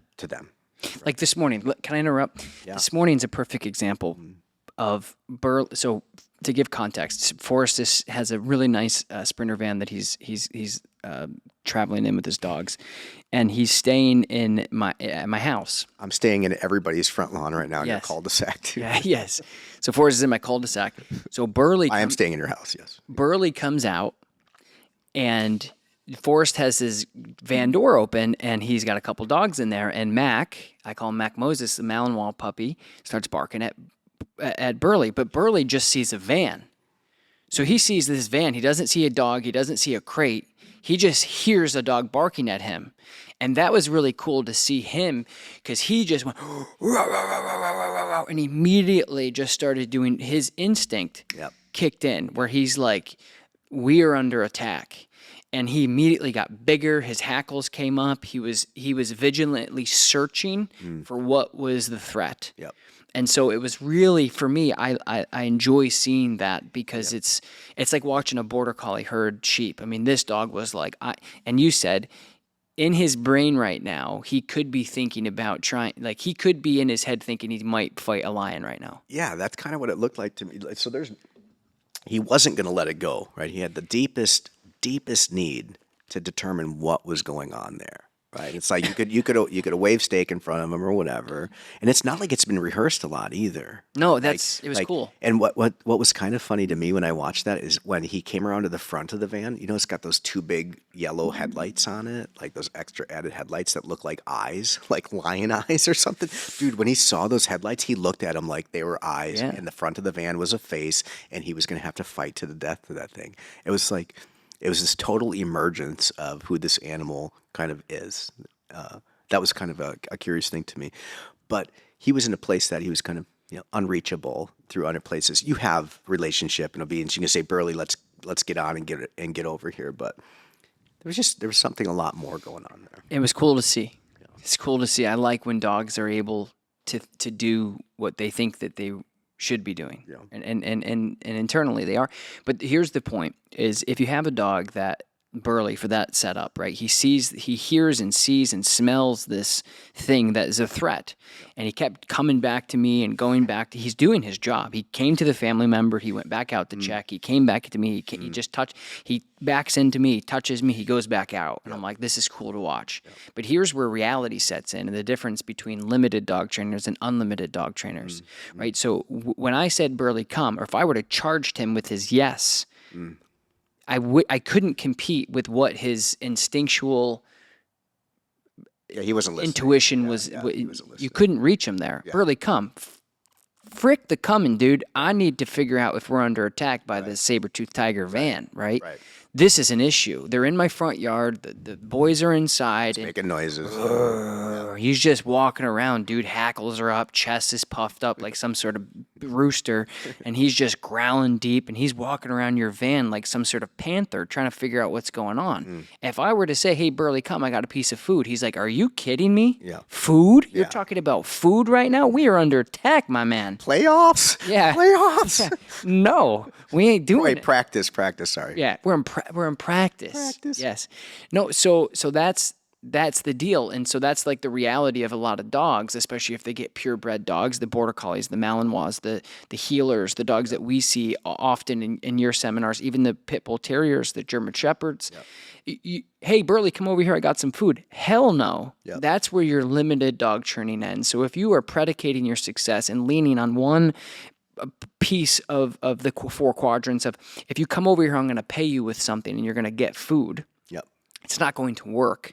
Yep. And when it doesn't work, then what are you going to do? Right. So I could have used punishment in that. I didn't even call him because I wanted to just see what was going on. Yeah. But if I were to, there's a good chance he wouldn't have came to me because the value in which I'm teaching him, the value in the past in which I teach him, if you come to me, you get paid, was going to be a complete disinterest to him. Yep. Because the thing that was in your van or the van itself was way more valuable than the thing I had in my pocket. Yep.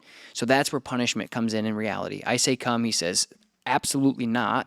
And then I corrected him and he's like, oh, that's uncomfortable. I'm going to come and shut that off. Yep. And then I would, in some cases, advocate, and in most cases for dog owners for an experience like recall, would advocate for him. He's chasing a bird across the street. He's chasing a chicken across the street, a skunk. He's running towards a bear. He's running towards another dog. I said, come. He's like, screw the come. We're under attack. There's another dog in the trail that they don't know is public. Yep. We interrupt it, we disrupt it, we correct him, we cause discomfort for 2 seconds. The dog comes back, we save their life. We stop a dog fight, we stop a snake bite, we stop your van getting scratched at the very least. Yep.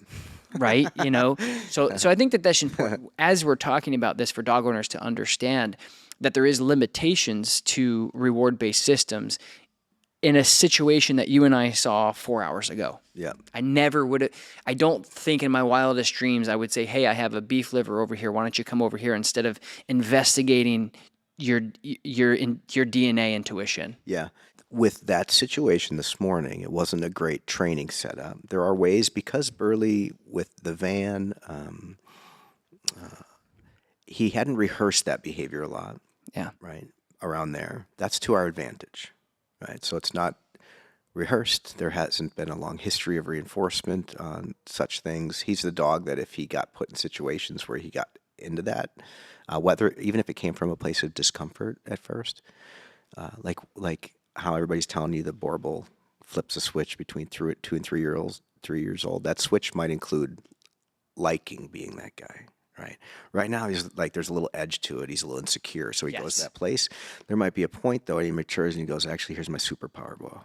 And so he starts pushing people around, and he actually starts fighting vans for real because he likes it, not because he's worried about them. And so that, to me, is where the huge economic disparity comes in. We could have set up a training protocol with that van that helped us get Burley both still engaging with rewards and eased him into comfort with that van by doing, like controlled setups. Like Different pictures. Yeah. You see it at a distance. There's no barks coming from it. Great. Oh, you see it from the front. See those headlights. There's no barks. They didn't turn on and turn off and look like lion's eyes blinking at you. Or I'll give you some time to take it in and no other stimulus is coming from it. Good. Take your reward. I mean, you could have eased him into something like that, but this was real life, what we're talking about right now. To me, the real limitations on at least reward-based training is simply when you can't compete with the hedonic value of the thing that the dog is participating in. There's no other interaction or reward that you can concoct at your end that can compete with, if you want to say, bad behavior that they're doing. And we see this a lot with unchanneled working dogs. Border collie in a harness, chasing skateboard tires, Malinois, like predatory behavior. It's just called predatory behavior, especially well-rehearsed and maybe even successfully carried out predatory behavior. They killed a squirrel or a chipmunk or a cat or something. It's tough to contend with bits of food, especially if you don't animate it. There is when we see that, when I see a dog that has been rehearsing like predatory behavior out in the world a lot and hasn't had anything done away from that to satisfy the same sort of expression, I'm talking more about play games. That's usually the first step for me. Like if somebody came to me and said, hey man, I got this dog, it's got pointy ears and tons of drive for things, and I'm doing a little bit of like calm food work with him, but when I pull him out in the world and he sees squirrels and sees deers, and I live in a place that's got a lot of wildlife or whatever, he's just dragging me around and keying up. And I rescued him and he's 3 years old, and they told me he lived on a farm and did whatever the hell he wanted for 3 years, and he couldn't stop killing chickens and cats, so that's why he's in this rescue. And I just took him because I thought I could help him out, but every time I bring him out, he's hunting. It's like, and what are you doing to try to help that? Well, I'm just giving him food when he looks at me or something like that. There is a huge economic imbalance between the experience that dog's having when it's out there hunting and eating your food bits, right? There's no way you're competing with the experience hedonically within that dog's having doing the other things. So your reward-based training is never going to work in that situation. It's a mismatch. If you're looking for a strategy in that situation, you could start playing with that dog. You could say, here's a prey object that you can put your mouth on, that you can rehearse who you are on. By the way, I'm involved with it.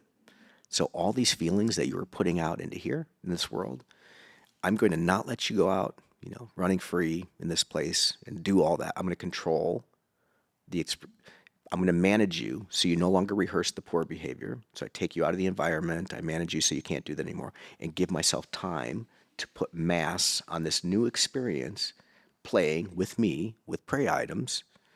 And I hope that I can put enough mass and experience on this and build enough value that one day I can take this activity into the place that you're reacting or keying up on the environment and replace it with it. But it all hangs on your ability to make that somewhat hedonically comparable in value to that which they were getting by doing the reactivity, if we're calling it that. Is this clear? Or does it sound like a mouthful? No, it's a mouthful, but it makes sense. Yeah. Dog, you can't compete. You're trying to channel them into something functional. Yeah.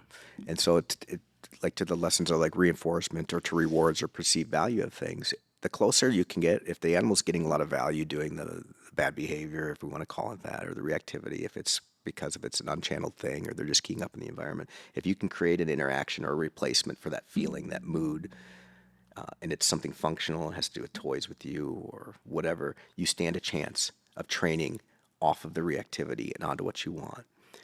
But if what they're getting from the reactivity or what they're getting from just whatever the annoying behaviors out there, if you're trying to build replacements behaviors, incompatible behaviors, and reinforce those and eventually integrate that work back into the environment, and it's all the animal's choice whether they do one thing or the other, but you put them back in a place where there's reinforcement that's way better than that which you've created for them, you're screwed. Yeah, it's from a pet owner's side. And that's where your limitation comes in. And that's where you might say, you know what? I've got to close this window for real through negative reinforcement or punishment, or maybe it's a semantics thing, but I'm going to block this stuff from happening or make it not comfortable anymore. Yeah. But by the way, I've got this other stuff that's close to as good. And if you grease the wheels of alternatives or replacement behaviors, and you do that in isolation, like we're talking about reactivity, in isolation from reactivity, you put mass on alternative behaviors, you try to find reward magnitudes that are somewhat comparable to that which they're getting over here, and you practice that stuff, and you integrate it kind of slowly back into the place where you really need it, the real world environment, that when it does come to the point where you have to punish the reactivity or punish the absence of them doing the thing, that punishment works a lot better when you've greased the wheels of the alternatives. Yep.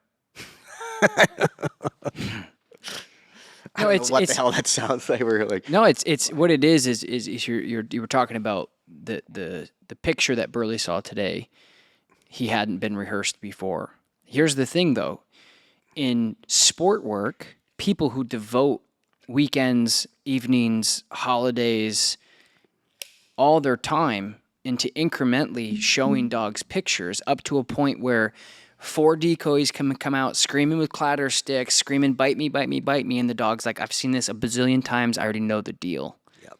Dog owners who are listening and watching, and trainers who are listening and watching who work with dog owners, they don't have that. Like they don't have, they call us, they go, Tom, I came out this morning with my dog and my neighbor's friend had a van out front with dogs in it and he just wasn't coming back. And I tried, like they don't have the opportunity. And that's why or the skill or the time, or that just ain't a damn reality. Yeah. Right? So they just don't have that opportunity to so I understand that, yes, it's not fair for but we have to, it is fair for Burley to see that picture and expect him to do something different because that's reality. Like if I want you to come to me, you need to, not because I want you to, but because I need you to, because your life may depend on it. It's totally fair. He's not a young dog anymore. I mean, he's young in his mentality in some ways, but you've got training on him. And here's the contingency. You've done good training on him. So when you say come means come. And the contingency it would actually be unfair if you didn't execute the training at that point, because you'd be giving him signals, right? Yeah. That's the fairness. Like when you put training in place, like you get reinforcement for this. If you do this, I'm letting you know that's not a good idea. You must be consistent with it. So if you were inconsistent, that would be a problem. Consistent's perfect. Yeah. That actually would have been the best test for him. The bigger problem, Tom, is if you didn't have that big ass son of a bitch under control, right? Like if that dude was out there just flexing, being burly on the world around him, like that's the problem. That's the problem. And that's the problem. And that's what a lot of people deal with is they get a dog that... Do people swear on this thing? Yeah. Okay. That's where dogs get, that's what happens all the time is people get dogs. And that's why I got Burley is because I've worked with a couple. Yep. And one in particular, Cooper out in Montana, was probably a really nicely bred Borbal in the wrong hands. Yep. Like, no way should they have had this dog. No way the breeder should have. I don't know how they got the dog, but it was like giving a kindergartner a machine gun at recess, like total liability, total danger. And so the dog was doing normal we see it with Malinois, right? Oh, Tom, my Malinois wanting to put his teeth on everything. Okay. So one thing, I saw in your seminar this past weekend was a diagram of predatory sequences. And I want to go through that because that is very interesting. I think if people knew more about the predatory sequence of how dogs acquire or want to chase and grab and rip stuffing out and why they're so interested in squeakers. And they do this and they go, whoa, what's that? And one of the videos, Abby, if you have it, I wanted to show you. That's true. All right, so watch this video. We're going to also put it on the screen for people. Okay, cool. Yeah, you showed me this Thursday. So for people who are listening, this is a video that I took in the UK a couple years ago with a giant intact Rottweiler, and the guy handled the dog beautifully. We were just interested in what the dog would do when he got to the object of prey. Yeah. What I liked about this video, it's a conversation that we had before, and to me, should we watch this whole thing through? Watch it. Or? Yeah, watch it. Okay, I'm watching this whole thing through. Well, I see this dog struggling to hold a bed command, and in front of him is an incredibly appetitive incentive, which is a prey object, right? And the feelings that he has towards this prey object are to hunt it down, put its mouth on it, thrash it to death, and then probably eat it, right? Big old terrier, Rottweiler. And he was struggling with his bed command. I'd like to pause this, but here's an economic lesson. You can pause it. Oh, stop. There you go. You stop. You got it. Like, would you try to reward composed commitment To the bed? to the bed with killing a prey item? No, and that's not what you're doing here. What Tom's doing here, and this is just me talking about behavior economics again, but Tom is talking about the animal's intention. Yeah. He doesn't want to play with this damn thing. He wants to kill it. Yeah. And I just don't have any other way to say that. It's crazy because Khaleesi's got the prey drive. Yeah. And I never linked him as. This guy's saying, he's got the prey saying is drive, but very I would interesting. never linked it to Technically, killing probably, shit. But I don't think he just wants to I don't chase think it. I think he doesn't wants just to want to kill it. chase it and play In with my it. He experience wants and to knowledge, murder it. Traditional prey drive is the chase. That's why dogs like playing fetch. Khaleesi, yeah. Yeah, they chase it, they bring it back. But they won't sit there and kill it for 10 minutes and then leave it. I think he wants to kill it. And I'm the only reason why I'm saying this is because he's changing everything is changing with him chemically with that. He's pissed that he can't get to that.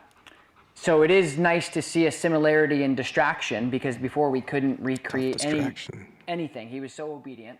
Yeah, and This so is he nice. was so But I'm obedient. just like, for So I said, let's get something out that I know he's going to care for the about. group, And then let's see what he does when he the gets there. dog's behavior and DNA is changing in front of your eyes because his intentions of getting that and his seriousness of it is a different reason. He's It's not definitely just serious because, I about want that to go item. play. It's like, no, that's not it with him. That's right. He's a, And he's not acting on that item. That's not play. it's one for the books. I'll be talking about him for a while. That's And we are. That's a deep-seated motor pattern. So one of the things I just want to say before we get into that is in the video, and I put out a lot of content, and in the video, I said that the DNA was changing. And if you know me and you've watched anything I've ever done, you know how much I talk about how you can't change dogs' DNA or genetics. And I was so excited about watching this dog's DNA come alive, and the owner going, wow. And people were also like, a room full of 70 dog trainers were also like, whoa, this is pretty cool. And it wasn't to say, look what I know. It was, I think what's going to happen is we're going to break this dog to this toy, and he's not going to want to chase it. He's going to want to grab it like this and start killing it and ripping it and shredding it. And I was so excited about it. And what I said there, and as I misspoke, and so not so many people, but a couple people were like, I can't believe that you actually think DNA is going to change in the dog because they're playing. And again, it was just like one of those things that I was so disappointed. One little slip of the tongue. Dude, Yeah. one out of all the And things. that's the least interesting part about I know. It just was funny, like how many people were so riding me, waiting for me to say one wrong thing. You said something wrong. You said something wrong. And I was like, you idiot. You don't know anything about dogs. Exactly. I was like, are you kidding me? After everything I've done in life, I was like so excited because I was like, what, you're watching. So what I meant to say is you're watching this dog start to really come to the genetics and these things are starting to come out, right? The epigenetics that we talked about, turning that dimmer on and off. The genetics are a stable datum. They don't change. They stay stable the whole time. But the epigenetics of a dog, as we talked earlier about, will start to come on and off depending on the environments that the dog was in. And I was so excited. And I was like, the DNA is changing. And, and there was like 4 people that were like, how dare you say that about dogs? And I was Yeah. like, Jesus, Yeah. you need to find something else to do except critique. And what about all the other videos that you've watched that you haven't been like, hey, that was pretty good? I was like, seriously, people need to get a life, losers. Anyway, so I was just saying, I really like that video because your predatory sequence goes right to that Rottweiler. And a lot of people get not necessarily a Rottweiler, but a working line dog that is supposed to do things. So can you just go through that predatory sequence? Yeah. The acquisition of the kill. Sure. So, if you would look in the old, like any behavior textbook, and look up what it's called, if you would look up in any behavioral textbook, when we talked about the predatory sequence, we're talking about predators. So it does align more with like dogs, cats, big cats that hunt things, Lions. anything else that hunt stuff, right? So that gets a little bit species specific. But the sequence, when we call it, instead of predatory sequence, we call it an appetitive sequence. It's a progression of fixed behaviors that go from more general to specific depending on what breed we're talking about, because every organism has it. And when we say the appetitive sequence, we're talking about any behaviors that, when they're expressed and progressed, bump an animal into food or an organism into food. So even a snail has it, right? Like they catch a whiff, they orient towards it. They start tracking towards the source of it through either their eyes or smell or ears or whatever the heck. And when they get there, whatever they do, to consume that thing. And the predatory sequence gets more specific because we're talking about animals hunting other animals. And earlier on in the sequence, here's the sequence, like what we talk about with dogs and cats. It's to orient. So first, just to orient towards the stimulus, whatever it was. Eye. Like often they'll use their eyes to seek it out and to make sense of what's going on. Stalk, chase, grab bite. I'm chasing it down. Now I got to get my mouth in this thing so I can take it down. Grab bite, kill bite. That's usually when they feel like they're getting over on the thing and that they can take the liberty to deepen their bite on it, around the neck, cut off the wind, open an artery, whatever. And that's part of the possession as well. Like, now I've got this thing. And then dissect, consume. And like if you see a cat do it, you'll see like videos of like leopards, or they hunt something down, they get it, and they've got it by the neck and they drag it up a tree, right? And lay on a branch with it, catch their breath before they actually think about eating the damn thing, right? Like they got to calm down a little bit. So that sequence, if we go back far enough, or just with wild animals that are still predators, it's all for a purpose. That thing carries out with the purpose of getting a meal, satiating for a meal. And we call it appetitive because it's all the behaviors that bump an animal into food provision.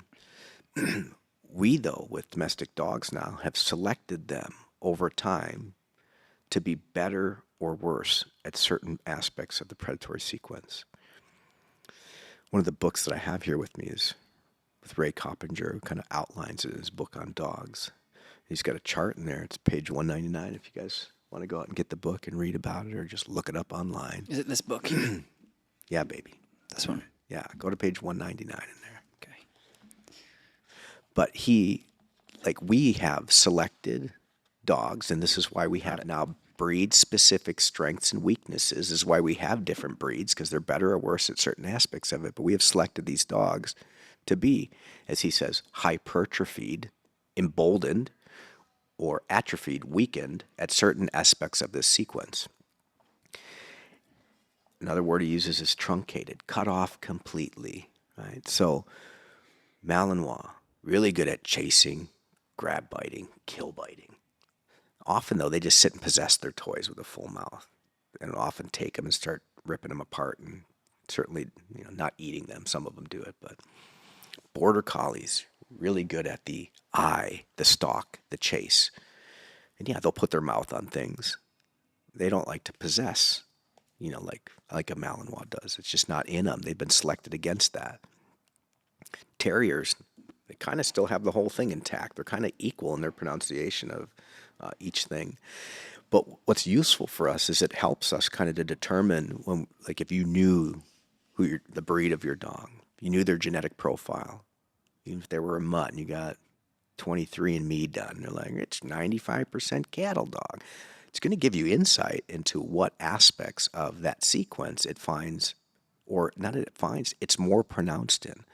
It's not that it chooses to like or that it finds it more valuable. It's deeply ingrained in them to seek that part or have that part be better in them, emboldened. And we've selected that. Early on when we were deciding on breeds of dogs, hundreds of years ago, it's been 150 years, people have been really like,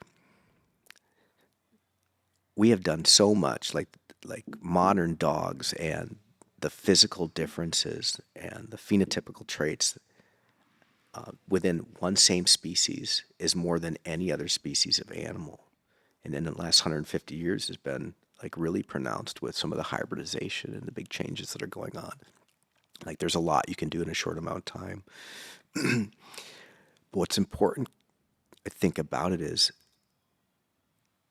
these expressions feel good inside. Intrinsically, they are reinforcing to the animal. They've been selected to be really good at them and really good at them because it feels good. It's stuff that they'll do without any outcomes associated with it. Yep. I'll do it just because it feels good. It'll give you insight on how to develop play with them.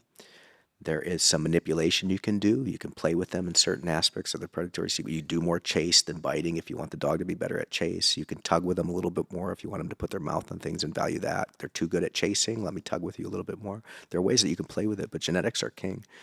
And the expression of these things feels good. I'll say this one thing, a Ray Coppinger story again really quickly. I just love it because it was one, like, we all have stories in dog training, like the moments that really stick with you. And Can I tell you one? yes. It's funny. Yes. Okay. Knife fight? No, about in 20 Eau Claire, years Wisconsin? ago. No, about 20 years ago. I was a young buck. Still a young buck, buddy. One of my best friends and I were in the kitchen together, and this guy came over to fix something in my house at the time. And it was like a house that it was abandoned, and I was trying to make it not. And he came over, and Lola was there. Lola was walking around, and the guy came over, and he goes, "Is she a little melancholy?" He said, "No, she's more like a husky mix." And my buddy started laughing, and I was like, "What?" He's like, he was asking if she was like a little weird, a little sad, a little yeah, low. Yeah, like, is she a little melancholy? I was like, "No, she's actually like a husky mix." Anyway, that's my breed story. Yeah, it's like, no, this is her happy face, dude. Yeah. What are you talking about? Good one. So Ray had these two coon dogs, and this was at his kennel in Hampshire University. Abby's excited about this one, by the way. Okay. She likes the Ray stories. It's just one of those stories, like one of those moments, I love it. It's epic moments for me. He had these two coon hounds, is what he called them, so like hound dogs. And he had a kennel in Hampshire University. It was by a wood line, and they'd put these dogs in these outdoor runs, right, fenced in. But they would break out and they'd run into the woods and they would chase raccoons. They would chase porcupines, and they would kind of chase them to trees. And that's what they like to do, hunt porcupines. So they'd chase them, hunt them. They'd get to them, get a face full of quills, right? What you would think would be kind of a traumatic experience. Like, man, I love the smell of porcupines. I'm going to hunt these things down. And it all ends with a face full of quills. And then they'd saunter back to the kennel, and they'd have to go on the table, get mildly sedated, and have all these quills pulled out of their face. You'd also think that was kind of a bummer experience. And then they would heal up, and they'd put them out there, and they'd do it all over again. Right? And Ray's like, what the hell is going on here? Why would they do it right over again? You would think that a face full of porcupine quills would be punitive enough that you would never go out and hunt porcupines again. But they would go out and hunt porcupines every time, right? Yeah. So it's like, effectively, they're being punished for hunting porcupines, right? You go hunt porcupines, you get a face full of quills. That's punishment. Absolutely. Why isn't it working? Absolutely. And it's because what we know is the expression of chase, hunt, bite, this predatory sequence is intrinsically reinforcing. It's not about actually getting to the porcupine. It's about the chase. It's about the eye, the stalk, the thing that border collies do, the expression of that. That's what's reinforcing. So already the reinforcements happen. And by the time they get to the porcupine, they're like, dude, I already had my fun. This doesn't even matter as much. We call it now because we've selected these dogs to be really good at this, and no longer do they do all this to get food, right? That's the point. Wild animals, they do this because they need to and they get food, and they'll also do it on success. Like if they don't get food, they'll keep doing it without success. Like they'll keep hunting. Yes, because they're hungry, but there's this biological mechanism that it also feels good. Right? There's stuff going on inside that this feels good. We've pronounced that in modern dogs, especially in our working types. So certain parts feel much better. Certain parts have been selected away from through breeding, through selective breeding. That's why we have our breed-specific traits. But this stuff feels really good. It's almost dysfunctionally good. So they will do it over and over without getting a toy, even if they get a face full of quills, because it's just there, just pronounced, just feels good. So it doesn't matter the punishment. The dog is going to do it because it feels good. Yeah. And it doesn't matter. It's going to override the punishment. The reinforcements already happened, basically. Right. That's one thing I wanted to ask you, because I had that question in your seminar. So the reinforcement thing, what was it about when we were talking about when does negative reinforcement and positive punishment, when does that line draw? And your answer was awesome. So I want you to explain it to me again. Oh, Shasta. Do you remember? Yeah, I'd remember it because I thought about it afterwards. I think the thing to say about it is operant conditioning is a technology. That's how the behaviorists described it when, they were in this field and going deep with this stuff and taking animals and putting them in controlled environments and seeing how reinforcement and mostly reinforcement, but punishment impacted, the strengthening and weakening of behaviors. And they called it a technology, and they automated feeders, and they had all things set up so they could see how reinforcement affected things. The contingency square, which is positive and negative reinforcement and positive negative punishment, to me what's more important, and I think a lot of people are thinking about it this way, and what maybe is a bit of irony because I'm talking about back in the 60s, was that they didn't care about separating reinforcement and punishment into dividing it further. It was just, does it strengthen or does it weaken behavior? That's all they cared about. And that's how I look at it now too, is whether it makes it more likely, stronger, or less likely, weaker. And that defines whether it's reinforcing or punishment. Yeah, I love that. What is helpful for us dog trainers, though, to define it, to divide it further into positive and negative, is to define the operational procedure by which we use to get the outcome. And so somebody says to me, hey, Forrest, how did you make that behavior stronger? Well, I reinforced it. Oh, yeah? How? I just fed him an awesome meal when he did it. Oh, cool. Hey, Forrest, how did you make that behavior stronger? I negatively reinforced it. Oh, what do you mean? Well, I stopped nagging him as soon as he did it, right? He didn't do it. I was like, dude, come on. He started doing it. Nagging went away. Oh, okay. That's how you got it. Yeah, so sorry to interrupt, but for me to clarify to people and to myself, because that's a question I get all the time, and it's like, it's a really gray area. Because if let's say you're working with a dog on an e-collar, and you're using... I have to pee. Okay, take a break. Forrest has got to pee. All right, see you back, peeps. All right, we're back, people. All right, so what were we talking about? Reward and punishment, reinforcement and punishment. Yeah. So the crux of it is that instead of separating into positive, negative, reinforcement or punishment, I kind of look at it more just, was it reinforcing? Right. And was it punishing? That's did great. It strengthen or did it weaken? Love that. Especially like with punishment, right? Like, hey, how did you make that go away or make that behavior weaker? Well, I punished it. That made it weaker. Well, how did you punish it? Oh, well, when he did it, I added a physical correction that he didn't like, so he doesn't do it anymore. Oh, okay. So it defines the operational procedure I used to do it. Or different dog. Yeah. How'd you make that behavior weaker? Well, I punished it. How'd you punish it? Gave him a timeout. Oh, yeah? Timeout worked? Yeah, he didn't like it at all, dude. Yeah. Like he lost an opportunity. One dog, you could apply a physical correction. You like add a physical correction, positive punishment. It might not work. It might not be enough. Like it's the dog that decides, right? Mm-hmm. So the operational procedure between trainers lets us know the path I took to actually punishing it. But if it was punitive, if it punished it, it was adverse, right? The dog didn't like it. And there are certain types of dogs that removing opportunities, taking away their stuff, denying them experiences is incredibly averse enough that they'll change their behavior to avoid experiencing it again, right? And that will be a more profound outcome for them than if you were to get after them physically, browbeat them, put a pinch collar correction on them, use electric stimulation. And it's usually, the drivier, more motivated dogs that are incentivized by rewards. And then we can use negative punishment protocols and for it to have a huge impact and for them to find it incredibly averse. But this is, commonly talked about. It's up to the dog to decide. But punishment is punishment. And the reason it works is because it's adverse. And I noticed that different dogs will respond to punishment differently. And I would, if somebody were to ask me, I would say it just depends on the dog's. Like I always tell people, like, your dog is stable enough to handle this, which means they're thinking clearly. They know why they're getting punished.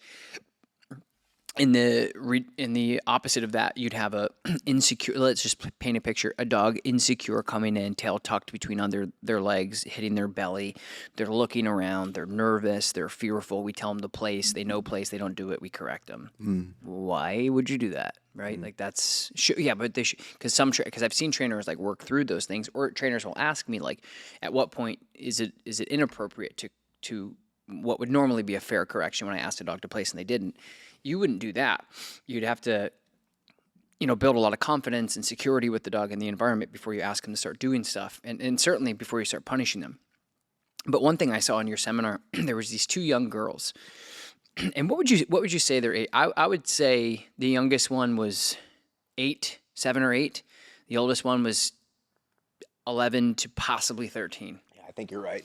And these young girls were incredible handlers, and they had these really nice working line German Shepherds, females, and they were incredible. I think they would have outperformed everybody in the room for obedience, from what I saw. I didn't see everybody. Yeah, I was kind of blown away. It was really cool. Anyway, the corrections that the girls were giving because of their size, because the one girl was literally less than 10 years old. She was a little thing.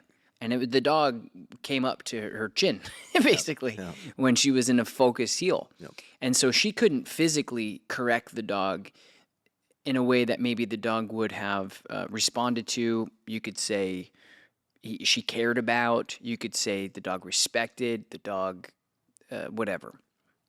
So you guys were using remote collars. Mm-hmm. I even saw you guys use prong collar corrections to really refine and to add urgency to the out. But there's certain dogs that you correct. They're like, fine. All right, fine. Okay. And you're like, hey, leave it. No, I don't want to leave it. Leave it. Fine. Right? They're shaking it off, or they're like, make me. Okay. Fighting it. Recall. This happens a lot historically. You say come. They're like, no. You have to go up and e-collar stimulation. They find like, okay, fine. Right? So I just wanted to point that out, that certain dogs will also respond differently to corrections depending on, I think, their breed, their stability, physical sensitivity, psychological sensitivity. Yeah, I asked you that earlier. I'm like, Burley's their desire for rewards or not, their desire for experiences or not. Right. And so I just saw that some dogs require more punitive measures at a higher volume because their base is much different. Yeah, not more punitive measures, because what we're talking about is all punishment, but it's the procedure that we use for punishment. So there are, like, you had a physically insensitive dog.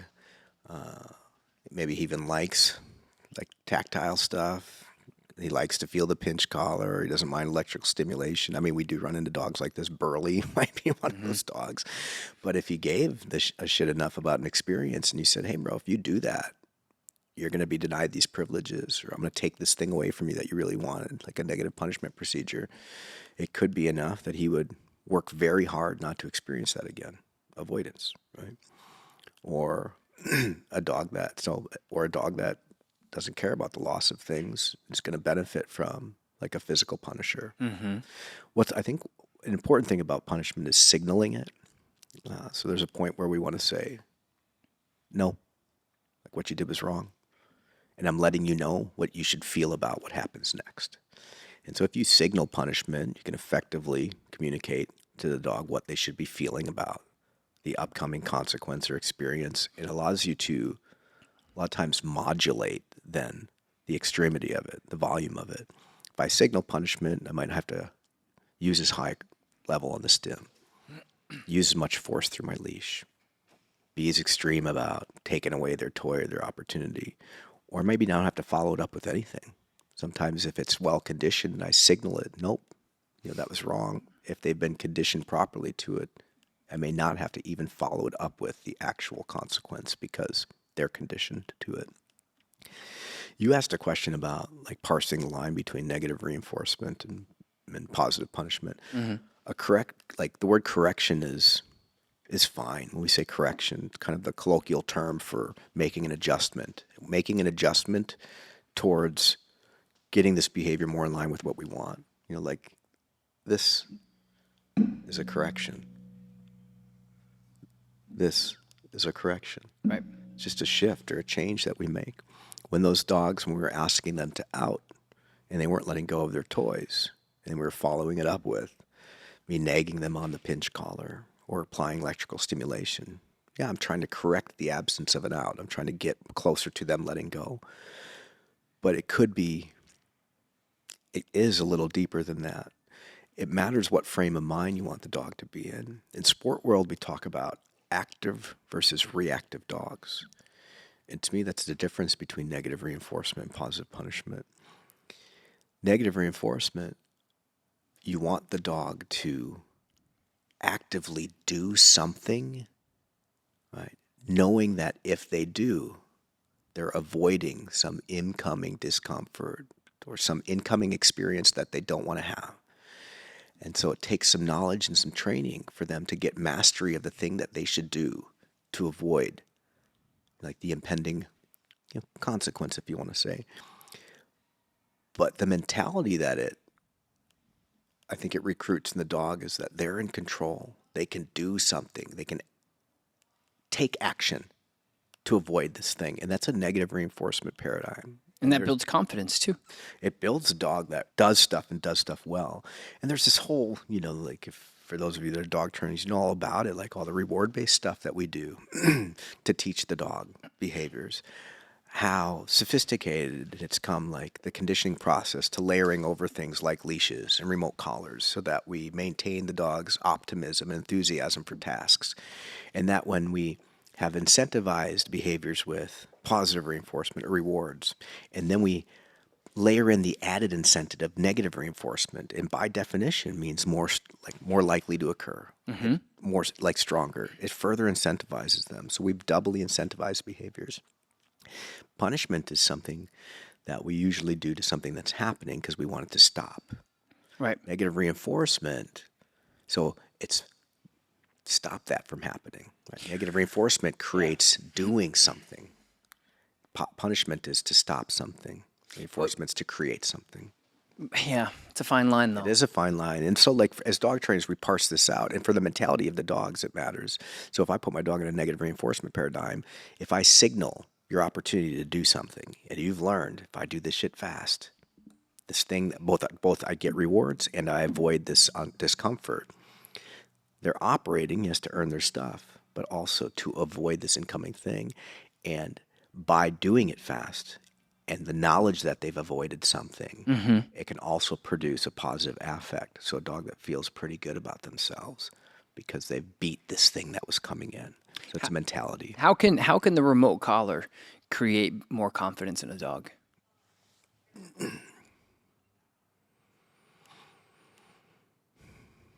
Let me ask again. Oh, no. Yeah, well, I think about it in a couple of ways. Like, I don't know if it's more confidence or if it's more competence. Maddie. Kind of where Flamity. is where my head went. So, and I think that competence maybe is the right word for it. So certainly double, like incentivizing further behavior through negative reinforcement protocols, through through good conditioning training and then having contingencies in place. Like if you do this, if I signal this behavior and you do it fast, both you earn your rewards and you avoid, you avoid the discomfort, you avoid the electricity, you avoid the leash pop. And I think that what it does is it strengthens responses and makes them more reliable. And that's competency. But competence is more than that. Like it's the awareness that by doing this, like I beat everything. I did it. I did it, dude. Right. My mastery of this thing did it. Both I avoided the risk involved, and I got like the sensations and the knowledge of knowing that I avoided that. Yeah. There's a mentality on the other side of it. I think about it with decoy work. Like I've hurt both my knees standing in front of dogs, big ass dogs that mean me harm, right? I stand 30 to 50 yards in front of them sometimes while they run full speed at me head on. And I got to do some slick shit to like catch them perfectly so that they're safe, that I'm safe, that it's within the rules, etc. An incredible amount of skill that it took over 15 years to build up to a place where I could do that, right? There's a huge risk involved. Like while I'm standing in front of these dogs, right? Like I could injure my body, even what I'm thinking about more is like hurt the dog, but still, and even after 2 knee injuries, I still get out and do that stuff again, knowing damn well, like I could be injured, they could be injured. But I'll tell you what, when I get it right, when I move right, when I make the catch right, when the dog has the right experience, when I express mastery of my skills in a way that produces this perfect result, avoids the risk. Fluidity. The proprioception stuff, that I step right, the dog bites me right where I want him to, they swing through fluidly, the dog's biting, feeling good, look at me just doing everything I've learned to do over 15 years, like it's like a flow state thing, with awareness that it could have gone wrong. Risk over reward. But the feeling that I have when I get that shit right, that's the positive reinforcement to me. Like you don't have to come up and give me a cheeseburger for that, bro. I ain't doing it for a payday. I'm doing it for my friends. I'm doing it for me, doing it for the dog. Mostly I'm doing it for me, on some level. It's a total negative reinforcement thing, dude, because if it goes wrong, I'm 3 days in a hospital or something with a knee surgery. Yeah. My buddy Stuart talks about it in terms of his mountain biking. Like, you start with small steps. How do I navigate this? How do I pedal? When do I lean in? You whipping shitties with your truck this morning, right? Whipping who? Yeah. What do you say? Whipping shitties. What's that? Like when you're Tokyo Drift on the way here with your with your Raptor, dude. We were listening. Guess what, Abby? Guess what we were listening to while we were drifting on the way here? Backstreet Boys. But what was the positive outcome of that? Avoiding an accident. To watch you get nervous. Oh, okay. Well, that's for me. That was positive reinforcement. Well, that's different. But the thing that you feel is, look at this crazy shit that I did, and I didn't hit a tree because I got it right. There's something there, dude, and that's a negative reinforcement thing. Ken blocked it. R.I.P. Yeah, there's power in that stuff, and so there's an art to guiding a dog through that. And part of it is we teach them the skills through positive reinforcement. We layer over these other things, and we teach them that through their own mastery, they can beat that stuff. Also, like going back to the confidence thing, when I see a dog start to unlock things, like if I have a dog that's unsure of themselves and they're hungry, or they like playing with items, and I'm using low-level, non-punitive remote collar stimulation in conjunction with the behavior that they've known and they've practiced. When you say low-level, non-punitive, to me, you're in negative reinforcement territory. Correct. Yep. Then they do the behavior. The thing goes away. The thing goes away. That's escape training. That's the first part of negative reinforcement. Then they get paid. Yep. So they're doing 2 things. So they are causing something to happen by their action, which has... They're causing 2 things to happen. Right. The removal of that. And the food. And the gain of that.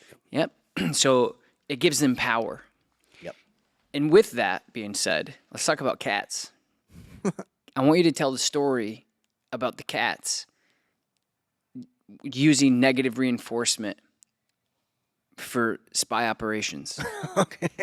Because that's a similar thing. The cats learned how to move in a certain way to gain confidence, because at some point they got paid for it. You stopped, you got paid. Yep. You turned left, you got paid. Yep. Right? So it builds confidence.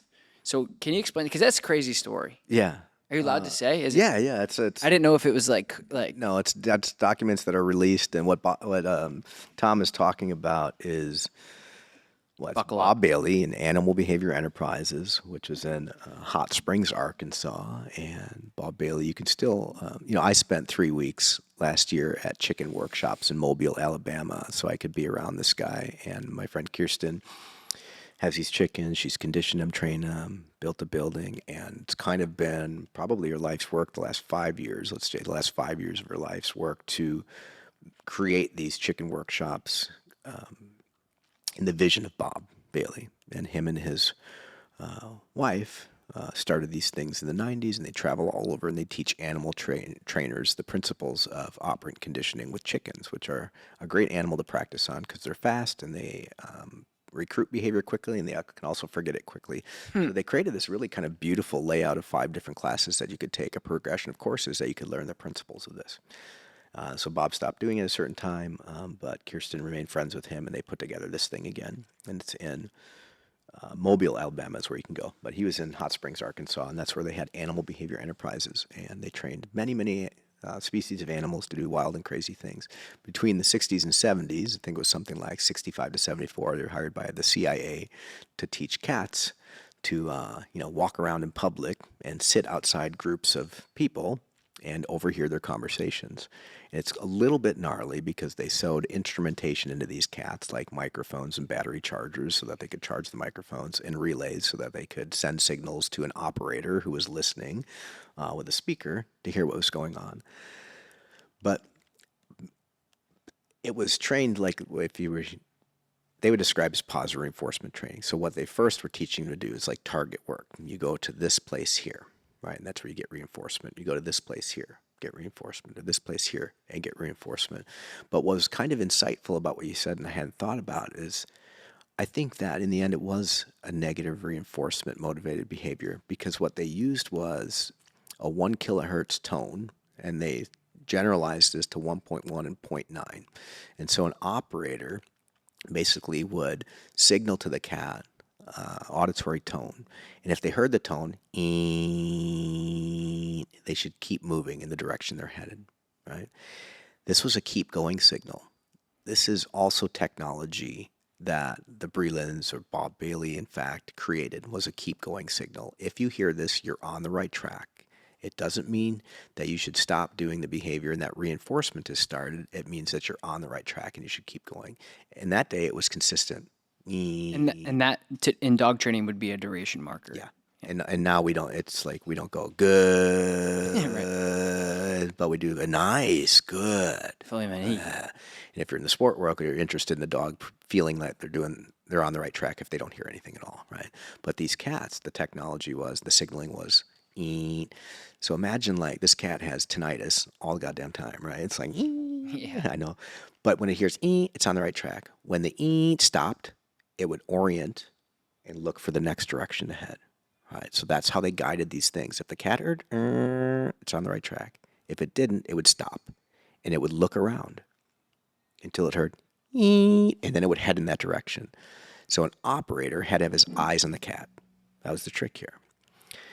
And he would be above, or wherever, watching this cat with a bullhorn or something that's sending this frequency out. So he's guiding the cat, and the cat would wander around until it'd find, a place to stop. Signal would stop. And this whole operation, what it was for was, it was some Cold War stuff, and they wanted to spy on the Russians. Like, that was the whole deal, is these cats would go over into Moscow, and they would cruise around and sit outside of Russian groups and overhear what they were saying. Like the KGB, they wanted to hear what was going on. And what's now released in documentation from the CIA with a bunch of redacted stuff is these procedures took place. The operations took place. They actually did it. They actually had cats in country. Actually, I don't know if they say that in the documentation, but maybe Bob let it slip. So this really happened, real stuff, training cats to go out into the real world and do this sort of thing.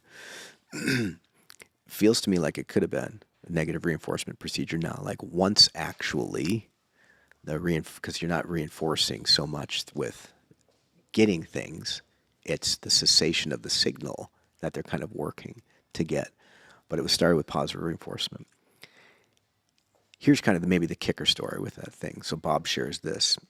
they would rent out the main street in Hot Springs, Arkansas for $400 a month back when they were doing this operation. So at the same time they're training cats, they're teaching ravens to fly across streets to certain points on windows, go into those windows with cameras or optic instrumentation, look around, find a piece of paper, fly it back.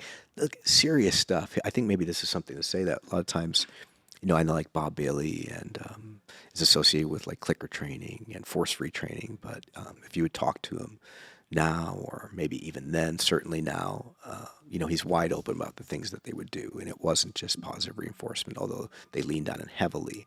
Like they were other ways that they had to train certain things sometimes.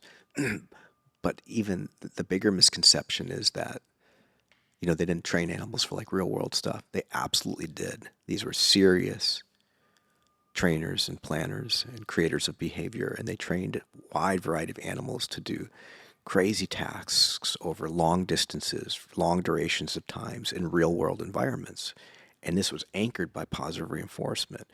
Kind of the thing to say, though, is that dogs live much different lives than these animals lived with them, right? They were maybe, you could almost say, a little institutionalized or isolated. They had their places that they were. They came out, they did their training, beautifully organized environments to support it, meticulous plans, very serious-minded trainers. But they had these animals doing wild, wild things, but they weren't, bringing them to coffee shops to sit and hang out with them and stuff like that. They really controlled the environments more than I think would be reasonable for us to do with dogs. They had one snafu, let's say, with one of these spy cats, right, when they were doing training with it.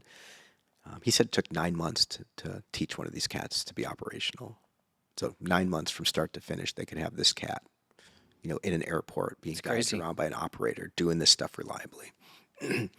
They're in Hot Springs, Arkansas. There's an operator guiding this cat around. They're just doing their training, right, in the real world. Cat's not ready for deployment, let's say, yet. And it's walking around. It goes down the street, goes up an alley, comes back, goes up a set of stairs. They're just practicing guiding this cat around. And this old lady with an umbrella walks by. It's like a little bit of a rainy day. The rain ceased. She's got an umbrella in her hand, and she's walking by. And it wasn't like a uncommon thing to see a cat walking around. But what was uncommon was to see a cat walking around with like a microphone hanging out of its neck. Like Frankenstein, Marty. Yeah. So this old lady with her umbrella walks by this cat and looks at it and then carries on her walk and then does a double take. Like, what the hell is that? Like, what is this crazy shit hanging out of this cat? And so she's real bothered by it. The cat carries on. And all of a sudden, she starts following the cat so she could observe it closely. Pretty soon, she's freaked out and says, this is like an abomination. I need to undo this thing. Like, whatever come to Jesus moment she has. She thought like aliens were landing. So she beats the shit out of this cat with her umbrella, right? Like, just beats it. Whack, whack, whack, whack, whack. The cat takes off. They find it like a month later, still alive. They had to, like, fix instrumentation, cat needed some care or whatever like that. It took them 3 months to get the cat back to the training place that it was before it got beat up by the old lady with the umbrella. But cat had some trauma. Cat bounced back. A lot of money was going into this, right? This was a government-funded thing. They recovered the cat. They recovered the skill set. Put the cat over in Russia sometime later. It's amazing. Yeah. I thought you were going to say that the government agencies in mask went to the lady's house with the umbrella. She no more. Listen, I don't know what happened to that Okay. lady. Hey. Why should people not get Malinois? Because they're reckless, they're busy, they take a ton of time to channel. They're a pack-a-lunch dog, man. Like, it's going to be all day, and you better pack a lunch because you're going to be out there doing it. They're just not for the faint of heart. And they require a lot in the first year. And so people see them, on the social media and with skilled trainers, and it looks amazing, and they are amazing. There's a huge physical requirement. I think if you want to do it right, you should be somewhat physical so you can meet the needs of them in play. I think you have to have some training experience because they're fast and precocious. Right? They're capable at a young age, and so you have to have some wisdom about where this is all going so you can be a little bit ahead of them. And also, if things go wrong, they can go real wrong with them. And so you have to, I think, have a little bit of wisdom, too, to understand, like, that's just how it goes. It's not the end of the world. But just the time requirements are a lot. and they take a ton of effort in the first year of their life, especially. And so it's attractive to an experienced trainer, and I think those people should do it, but you have to have the outlets for them. You have to have the time. You have to have the resource for it. Why do Malinois like biting stuff so much? Selection. Yeah. So over time, we Yeah. said, hey, Yep. the, That's what I like. the more they want to bite, Yep. the better the dog. Yep. And Not the better the dog. It's just that's a trait that they wanted for them, and so they've been selected off of their gripping style a lot. That's particularly true in like Belgium. Belgian ring is a sport that grades the biting of the dog, and so they want to see a full mouth. They want to see no light in there at all when they're gripping something, and so that's the selection process is true for that. In French ring, and so in France, there's just been enough time where there's like a division genetically where you can kind of see, you can almost tell like, that's a Belgian dog or that's a French dog. That's kind of a common thing that's said. They didn't select them as much for like their biting style. Everybody likes it, but it was more for fast mouth and holding on and to whatever you get and being kind of unemotional about biting. So there's a difference between French lines and Belgian lines and even stuff that you'd find like Dutch lines. But they've been, the short answer is selection process. what would you say if somebody said that remote collar training is for lazy and outdated people? It'd be a bit ironic. I think it's incredibly sophisticated and requires a lot of, there's some finesse to it. It's a sophisticated tool. It's a very nuanced and capable tool. And so anybody, like just with anything in general, I think if you're closed-minded or unopen to it, represents, I'm disinterested in that mentality. Like we all have our feelings about how training should go, or certainly how animals should be treated, and but I think a lot of times the choices people make about animal training reflects the way that they see the world versus the way that the animal should be guided. But I think just in general, I'm disinterested if somebody without much knowledge or insights just takes some piece of information off the table or some tool off the table, or isn't open-minded to something or curious about it. One of the things dog training has done for me is given me a place to follow my curiosities in a kind of a lovely, beautiful way. And so I've been able to do that and to satisfy those curiosities. And I'm always interested in what's going on. I spent my own money and my own time last year to go and train chickens, with Bob Bailey, because I had to know. I had to be around the guy. I wanted the experience. I wanted to delve into that world where I wasn't as familiar with. So I could talk to somebody that won't be around anymore. I could talk to the guy that trained cats and dolphins and seagulls and 144 other species to do amazing shit. Like, let me know. A direct descendant of B.F. Skinner and operant conditioning. I need to be around that and hear how this guy talks about it. Let me revitalize a language that's starting to be a loss. Behavioral mass and momentum and economics and the stuff that was common vernacular back then that has different ways to talk about it now. Let me resuscitate this language. Let me get my ass kicked by chickens like little dinosaurs. And so the remote collar and even this technology of negative reinforcement, the irony might be that negative reinforcement is anything but lazy. It's kind of incentivizing, it's activating, it's motivating. I think, though, I have seen, so the other side of it is that I think that the remote collar can curb the creative process sometimes. Like there is, it's a powerful tool. Can be powerful used incorrectly, powerful used correctly too. Like it's a critical tool. There's a huge margin for error on it. There's a huge margin for error on your backhand as well. There's a huge margin for error on your psyche, on your mood. Like anything can be. Like the thing that I seen used the cruelest was somebody's right foot put up a dog's ass, right? Like maybe one of the worst tools I've seen used. But when the use of the remote collar becomes such a priority in your training that it curbs your interest in positive reinforcement, reward economics, creating flexibility and reinforcement, being interested in approximating behaviors more carefully, being more interested in how you can feel your way to elevating criteria. I mean, it's one of the reasons I went to the chicken workshops is I wanted to be around and challenge myself. So if it gets in the way of anything else, then it's the same message, like that's lazy. But if you're disinterested in a new technology and the nuances of it, and you're satisfied where you're at, you're complacent where you're at, it also feels kind of lazy to me. Good answer. I spent time with you and Dr. Hilliard last year at a seminar.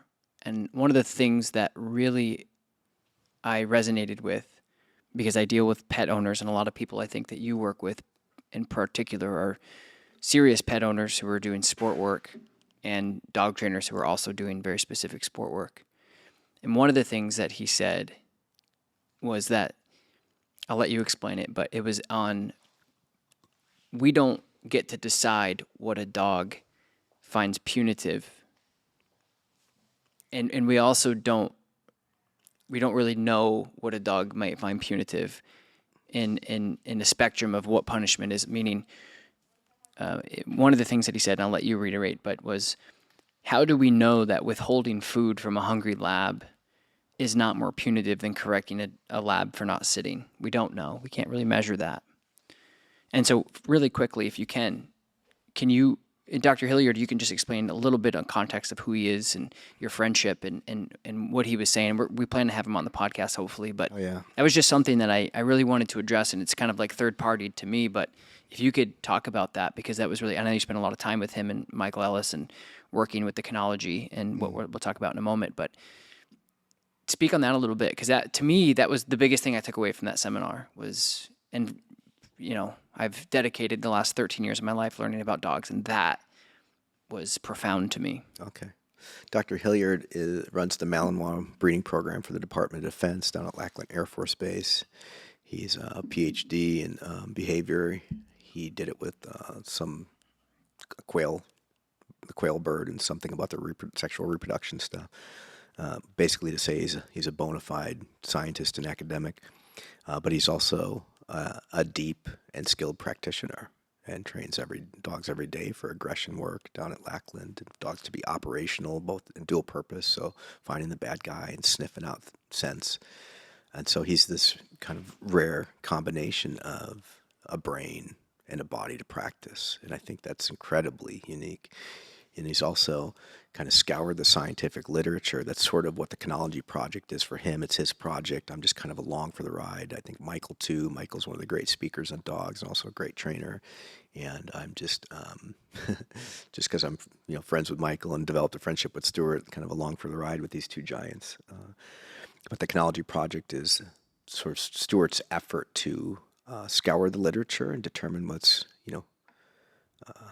meritable and not within it, because there is some bad science out there, but it's more of a historical dive into how this technology of dog training has emerged and how it informs our modern practice.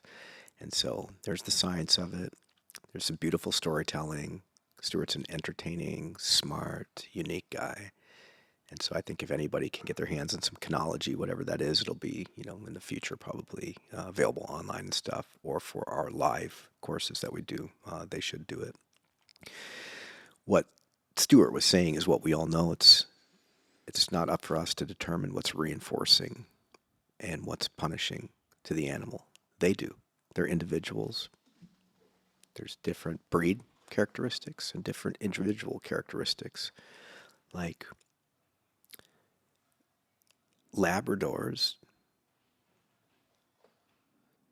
don't, I could say a general statement, but like the Border Collie, they love to chase, control movement.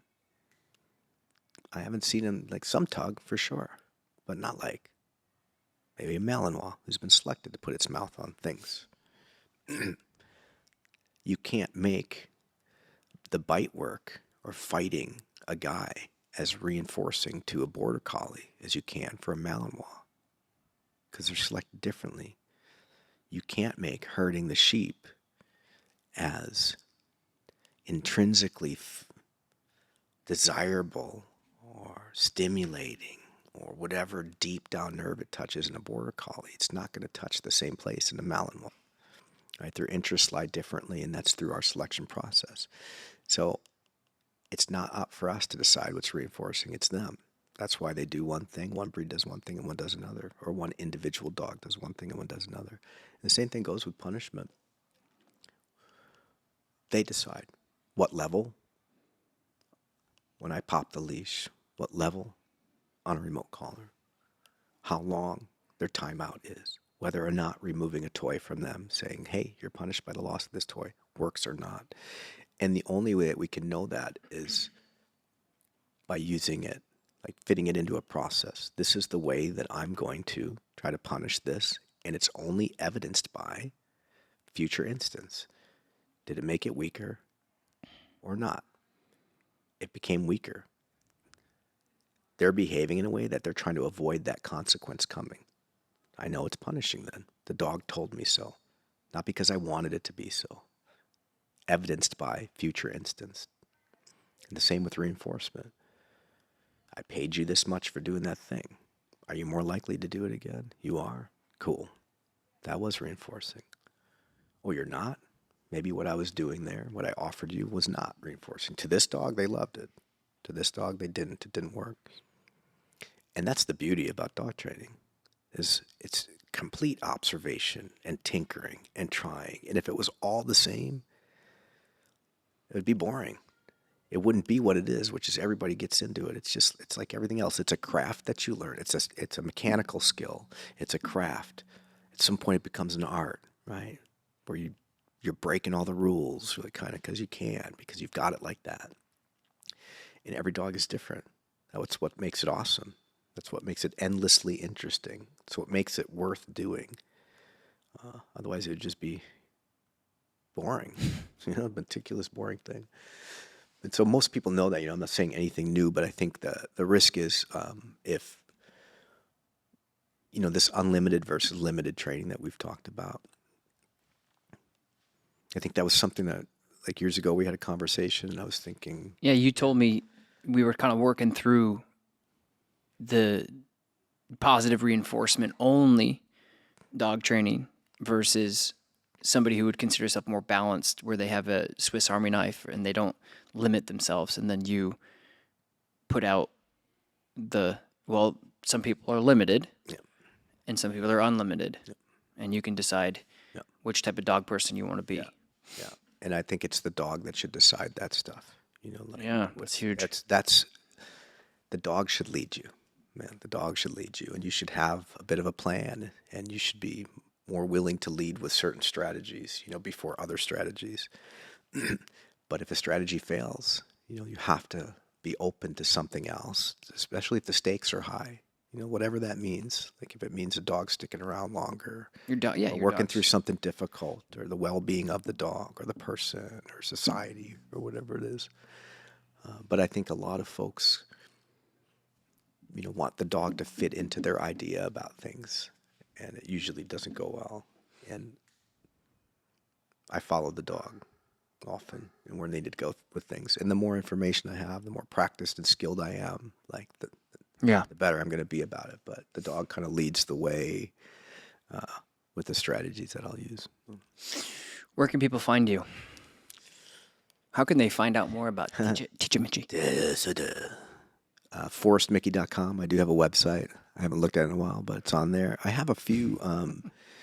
I think I have one resource in particular that might be good for the average person. It's called, it's a reinforcement one. What do I even call it? Foundations and Commitment. So I made that about 5 years ago.